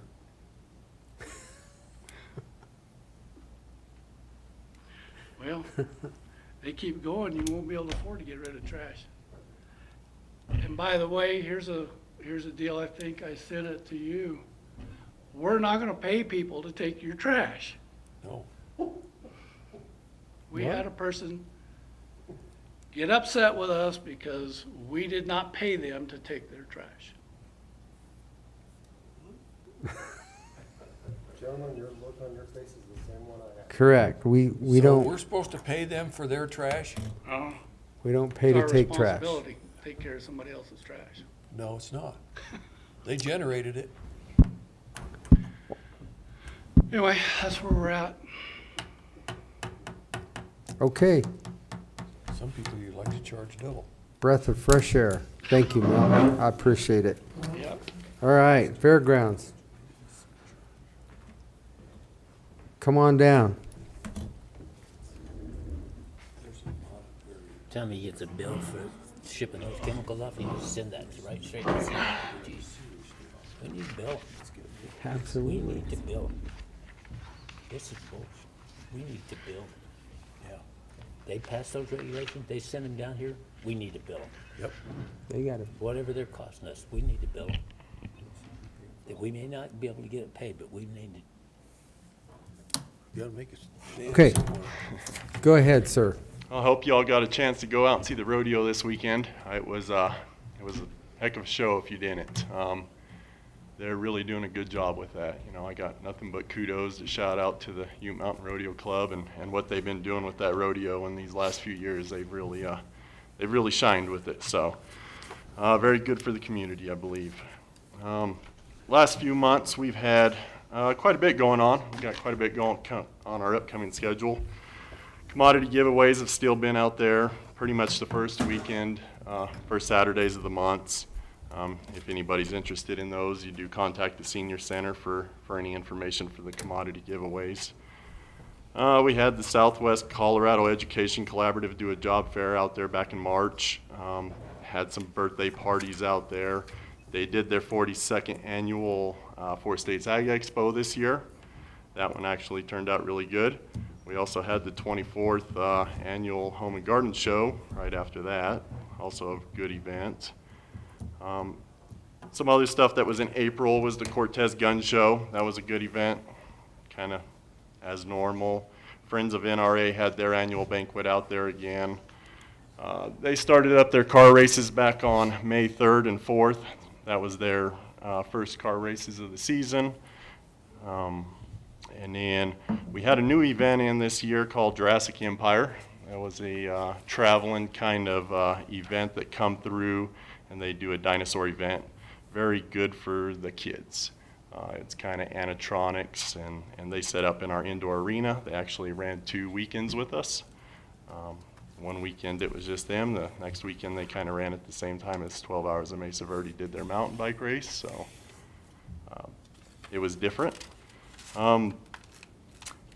Also in May we had livestock weigh-ins out there for the 4-H and FFA, for fair stuff. And then again, the 12 Hours of Mesa Verde, they did their 21st year in their annual bicycle race that they do. And then TransDev Health Solutions, we had them out there doing some vehicle inspections at the end of May. So that was a new one that we were doing. In June, we've had, again, the Ute Mountain Rodeo, Fraser Carnival. Those were both just got over yesterday with the carnival, and they're kind of packing up and getting out of there. We have a couple, parties coming up in June. Community Emergency Response is going to do a meeting out there June 13th. This weekend we got car races again, and then the weekend after, June 22nd, we are going to have monster trucks out there at the outdoor arena. So I don't know if we've had them out there before in the past, but this year I was able to have that come in. So Monster Truck Militia is their name. They're out of Salt Lake City or around Salt Lake City, and they usually just do Utah, but they're this year going to kind of go outside of Utah, and since we're kind of close, they decided they're going to make a stop here. So. Is that just to display them out there? No, that is the actual show. It's an actual show. I believe it's a 7 p.m. start. I think they kind of start doing things about 5:36, but their show, I believe, starts at 7. It's about a 2.5-hour event. Something that maybe, we can have in there annually if everything goes good. Another big, good show for the community. So, family fun events, that kind of thing. Excited about it. June 29th, we're going to have a ranch rodeo again out there by the Four States Ag Expo. They usually do one every year. They didn't do one last year, but they are going to do one again this year. And then the start of July, we're going to have a bull riding event. It's called Red, White, and Bucking Bulls. That's put on by Smith & Sons. They're out of Ignacio, Colorado. They came out one year for the fair, so I believe this is only the second time they've been over to our arena, but they're going to run one July. I think they're just going to run July 5th now. They might not do the 6th, but if they can do 2 days, they're going to do 2 days. 4-H horse show's then going to be coming up on July 20th and 21st, which is kind of part of our fair. And then that, you know, after that, we do have our fair coming up, which is July 26th to August 3rd. I'm not sure what kind of events they're going to have during the fair yet, but I think they're still working on their schedules. Car races, we've got a couple of those coming up, July and in August. CDOT Rodeo, that's again in August. We usually have that every year. And then we got some barrel races scheduled, and first one of those is going to be August 17th. So that's kind of our upcoming schedule. We're busy for the next few months again, and that's kind of all we've been dealing with is events and getting ready, tearing down, getting ready, and tearing down. So that's been our schedule, and that's our schedule for the next 3 months. But other than that, that's pretty much all I got for you guys. Okay, questions? No, I don't have anything. All right. Thank you. Justin. All right, thank you. Grants, OEM. 35 minutes, Sorry, OEM. Grants, you'll have to hang tight. Oh. No, you're up. You're good. Yeah. Afternoon, gentlemen. Good You've afternoon. exceeded your daily allotment of emails, so be short. I know, I've been listening. Yeah, McClain said he wanted to hang a little longer, so he said, you got plenty of time, bro. I'm pretty sure that's not what he said, but. Let me turn this on.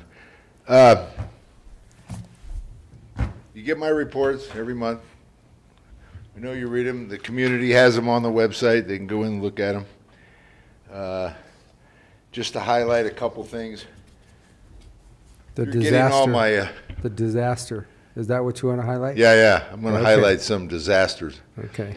So, in April, of course, we had that wildland fire ignited on over there by Road 38-1. We did no injuries, no property damage.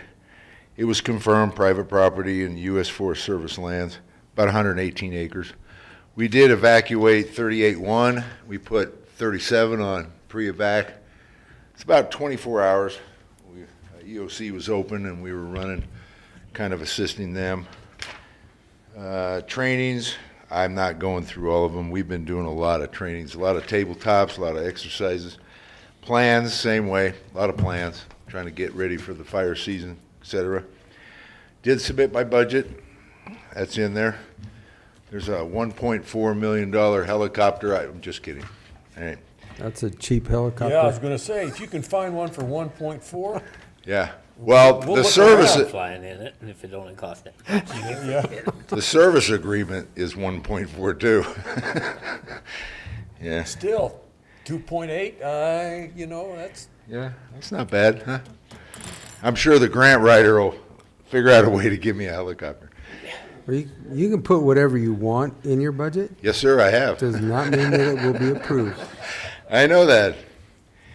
Then we had Spruce Creek up there, 5,699 acres. Wildland fire, lightning strike.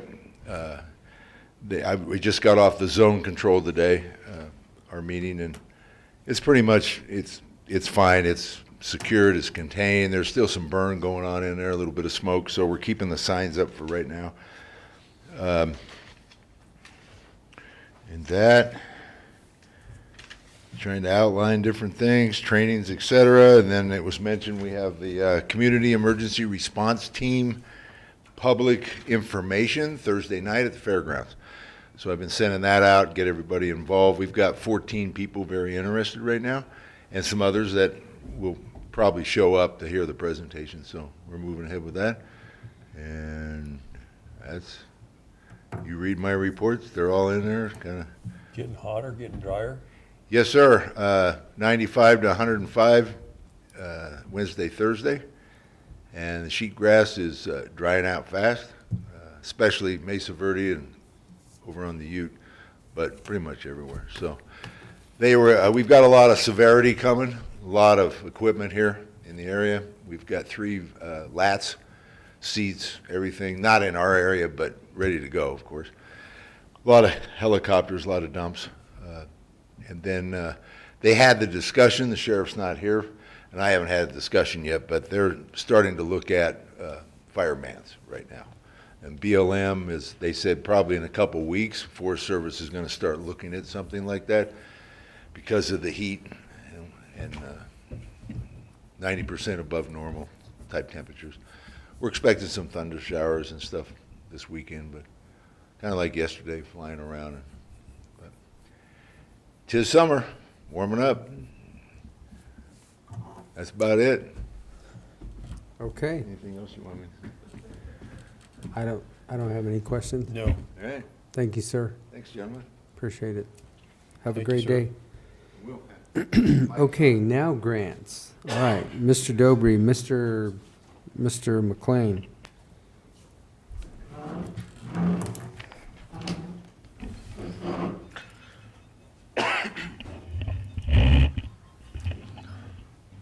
You know, just as we're talking about this, again, Travis, can you send it back out countywide again, that this is the process for grants that, I mean, I get a little concerned when we get a question in a public meeting that if we have to go through this is a process that we have to get through, so maybe we're not communicating it well enough, but. I think we've communicated it pretty well. In fact, we've got another process coming here in the near future. It's going to streamline this process electronically. Just make sure that everybody is aware of the process and the process does have to be followed. Okay. Go ahead, Mr. McClain. So this is a grant from Department of Homeland Security and Emergency Management. It's a state and local cybersecurity grant that provides licenses for CrowdStrike Falcon, which Jim can tell you a little bit more about. But it is to upgrade the cybersecurity for the county. So it's what they call an IDM or a incident response or incident detection software, and it's pretty high end. And they started doing this last year, and we could have gone after it last year, but I kind of held back because I wanted proof of concept, because I wanted to hear from some of the other bigger counties on how integrated, how it was working. So I talked to a few bigger ones, and they have no complaints about it. I guess it's done its job, and our biggest concern right now is stopping the threats before they get here. You know, we can only do so much on the budgets we have, so you know, this is just one of those ways that they're going to help us. The only downside to it is I got to allow the state of Colorado OIT. They own the licenses, we don't. But I have to allow them access into specific areas to monitor this system, but they're not getting into our system per se. It's just on the edge. So that's the only downside, but I don't really see any other downside. There's no reoccurring for us. I mean, I was concerned a little bit about the sustainability of it, but they say that they're going to find a way to sustain it.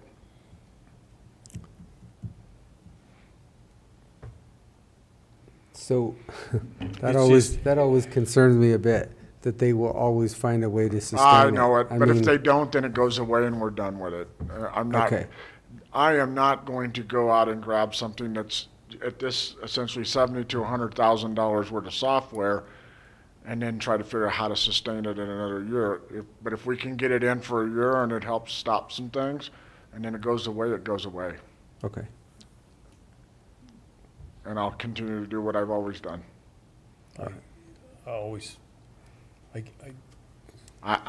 It's not a matter of, it's just a matter of when. Well, there it is, right? I mean, that's my biggest concern, because really what's going to happen is at some point, if I could show you the reports just off of our outside firewall, we get about 180,000 hits a day.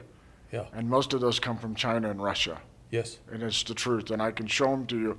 And some of them get through. You guys have seen some of the emails. They disguise themselves, and they come in and they look official, and then you guys click it. You sent me one, I think, a couple weeks ago. It was like, what is this? And you try your best to stop stuff, but they find a way through sometimes. And I just don't answer people I don't know anymore. That's just. So we just try really hard to stay on top of that, but this will help a lot of that at least. So, because it's intrusion detection. Okay. All right. Yeah, that's all I had. I was just going to say what we'd be asking for is licenses for 71 servers and 315 endpoints. That's what the county has as far as the computer network. All right. Very good. And then while you're right here, I'll talk about the E-Force grant again for the sheriff. That was obviously just the one that came to us at the end of the day, and that's... Yeah, and I spoke with the sheriff. When it came originally, I spoke with the sheriff and just said we can't turn it around that quickly, and he understood. And when I'm guessing that the state heard that from multiple places, and when they reopened it, he sent it in and followed the process and went through everything. Yeah. Perfect. All right. Quick and easy. Thank you, gentlemen. All right, Miss Kelly, come on down. So I'll start a little bit on this Rocky Mountain Health Plan's request for a letter of support. I talked to, or I had a Zoom call with, does she go by Meg? Megan or Meg? Meg Taylor. I think there are 3 different regions in the state of Colorado. We're in Region 1 or 7, which is extremely large. Goes from the north to the south, about halfway, basically from the mountain range to west. They are doing some of the workforce right now, and they're actually bidding on doing some more of it. So with that, I'll turn it over to you, Kelly, and then you can kind of go from there. Yeah, they requested letters from the department. I submitted letters supporting them from the department on April 2nd for both of these from a department standpoint. And so what I would say is the ACC, that's the delivery system for members of Colorado, of Medicaid, Health First Colorado. We're moving this year with all of the re-strategizing of behavioral health and Medicaid and how general health and behavioral health impact one another. They're moving to the ASOs, which is an administrative service organization. So they're gonna put the MSOs, the community mental health clinics, and the ASOs, they're gonna combine them to be a behavioral health ASO. So what that means for the state is, for us as a department, when we reach out for substance abuse treatment or behavioral health treatment, we have to reach out to a variety of different places, and it becomes really confusing. There's lots of layers of bureaucracy. You get rejected here, you're at the wrong region, you need to call so-and-so. And so what this is designed to do, this ASO, the BHASO, is designed to streamline services, both behavioral health and physical health. And so we certainly support Rocky Mountain. They've been our care collaborative, our go-to when we have really complicated behavioral health or physical health or a combination of the two. So. Basically, it's just a letter of support. This was one of the conversations that we had at CCI. I don't know if you guys did, but one of the other commissioners reached out from Summit County to me to at least have this conversation with Meg, which I did. So I thought we'd bring it to a workshop and then have your input on it also. So sounds like you've already, as a department, submitted a letter of support. So we can make an action on this tomorrow or not. Yeah. Okay. Questions for her? So, Okay. Okay. Thank you, Kelly. Quick and easy. All right. Rules pertaining to licensure of ground ambulance services. Matt. Matt Lindsay in the back. Come on down.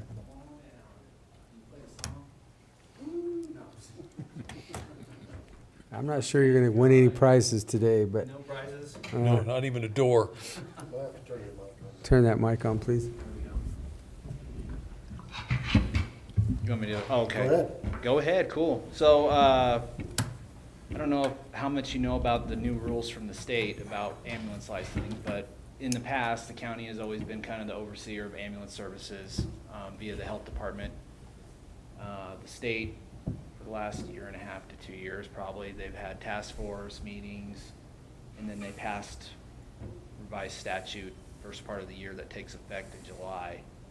And there's a clause in there that the county can choose to either opt in to continue issuing ambulance service license, basically, or they can opt out, and then the state would, in essence, take it over from there. I think if you go to page 29 in that electronic document, it kind of discusses what the county's option is. Personally, we were here a couple years ago and talked about accreditation, and basically this is accreditation now. So this takes a lot of stuff from an independent firm that does accreditation. A lot of the things that the state is going to require going forward is the same things that that accreditation body would have required that we kind of pitched a couple years ago. But you have until July 1st to either opt in to continue issuing permission to be an ambulance service in the county or not. Well, and maybe I'll chime in here. So the state is going to take over the licensing per this legislation. Yeah. The counties can opt in to granting local authorization for individual ambulance services to operate. As part of that, we can basically opt in, and then in addition to that, we have the power to regulate, if we want to, how many ambulance services are allowed to operate in this county. And so we would do this by resolution. My recommendation would be that we leave much of the framework that we use for licensing in place. So in essence, somebody would go to the state for their license, and they would come to us for local authorization if this is what we want to do, and then we would issue local authorization to operate.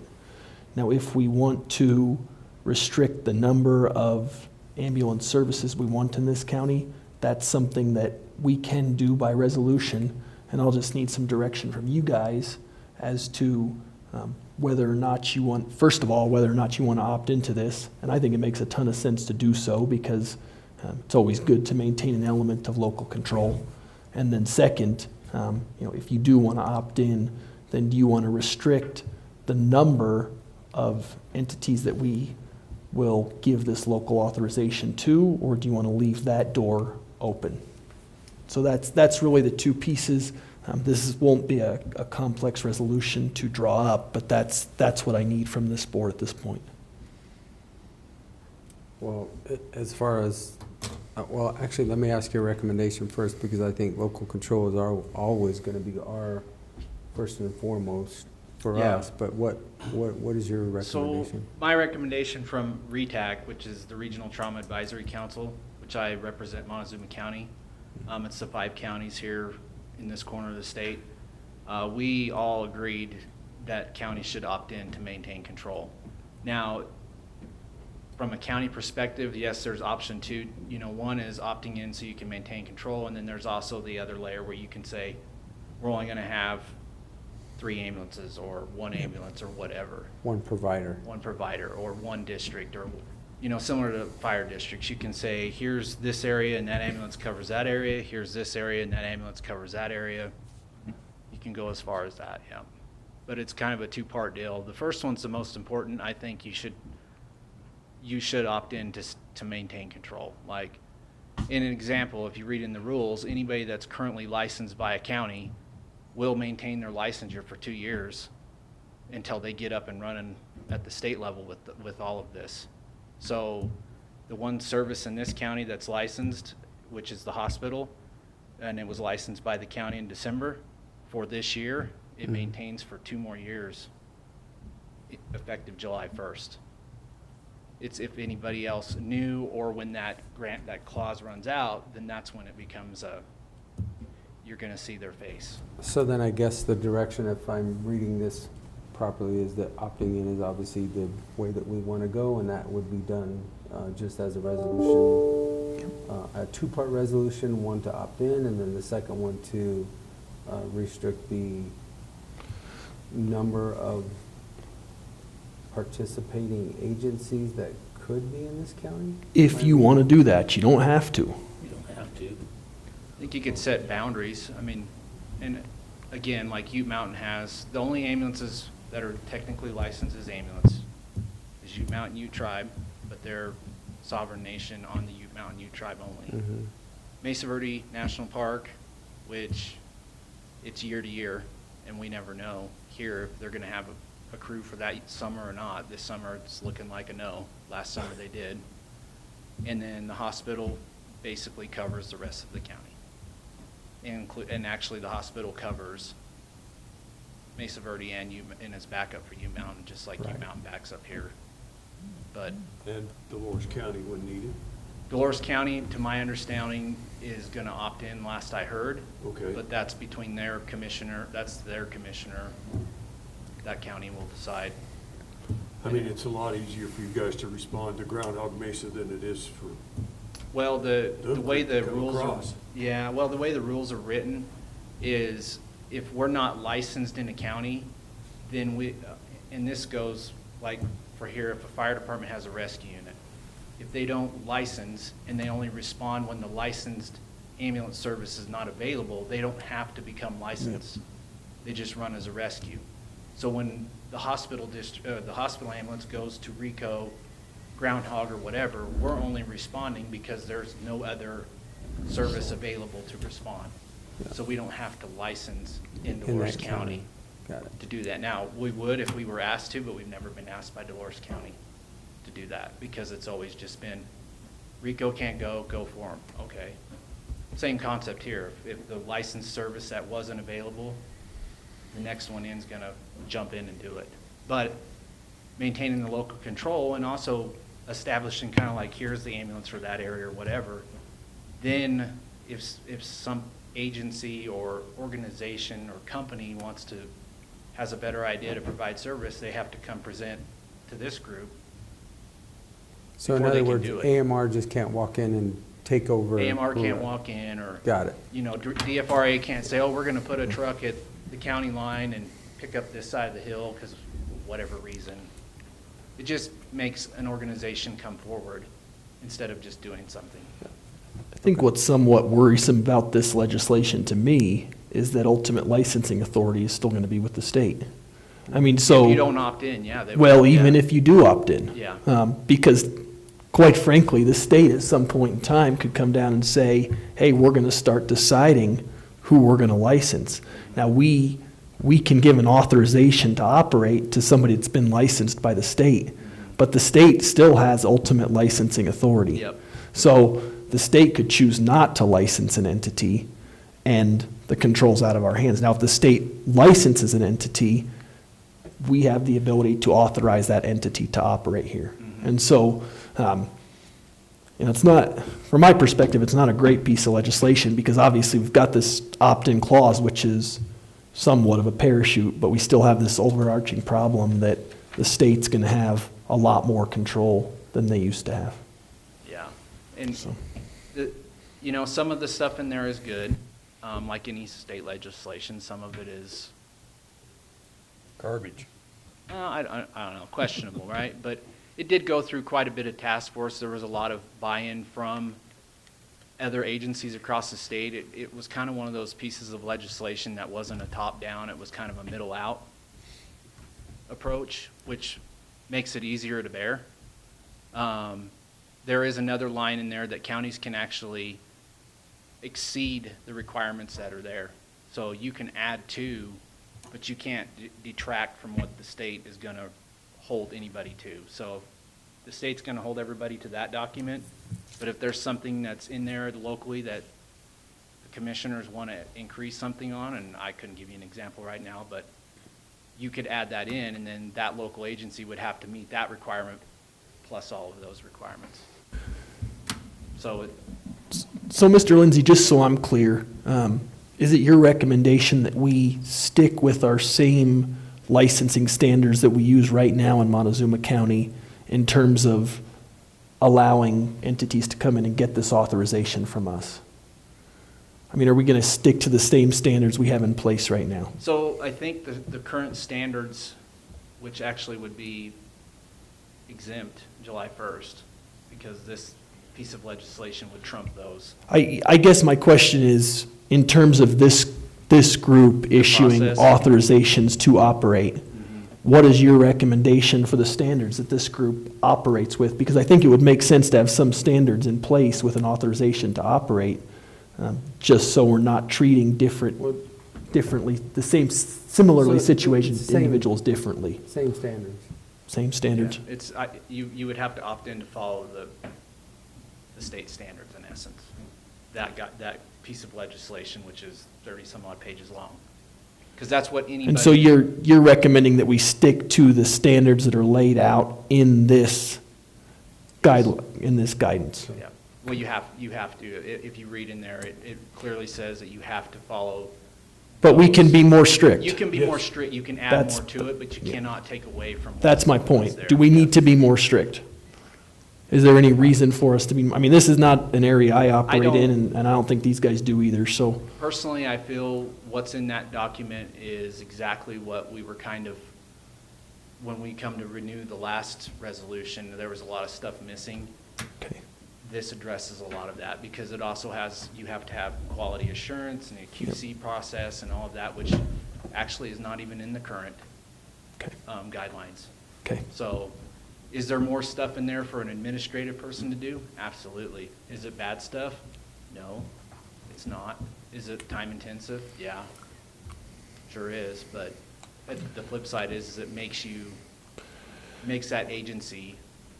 But ultimately, in this legislation, I mean, we could, in essence, look at a state licensing document and check off because we're going to be following the same thing. The state's doing the licensing, no Yeah. matter what. I mean, they're doing it, They're whether doing we it. opt in or not. All they're doing is if the county opts in to maintain local control at their level, then they would, whoever's applying for the Yep. certification, they're going to basically say, well, in Montezuma County, you have to go see them. Did you go see them? No. Yep. Then we can't issue this license until you do that. Exactly.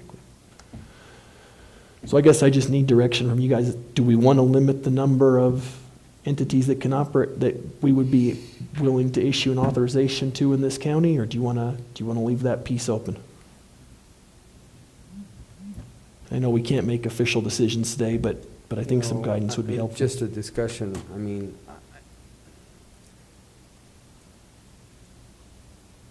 I would think we probably should limit it. I mean, You know, bottom line is, with everything involved that's here, if we were to let another agency come in here and run, it would devastate what we already have. yeah, and I'm not sure they would, but I'm not sure they wouldn't either, so. Yeah. I would think we restrict it. That's just my opinion. I'm not. So in essence, this legislation takes effect July 1st. I'll get a resolution for next week's agenda together, and we'll go from there. Okay. Good.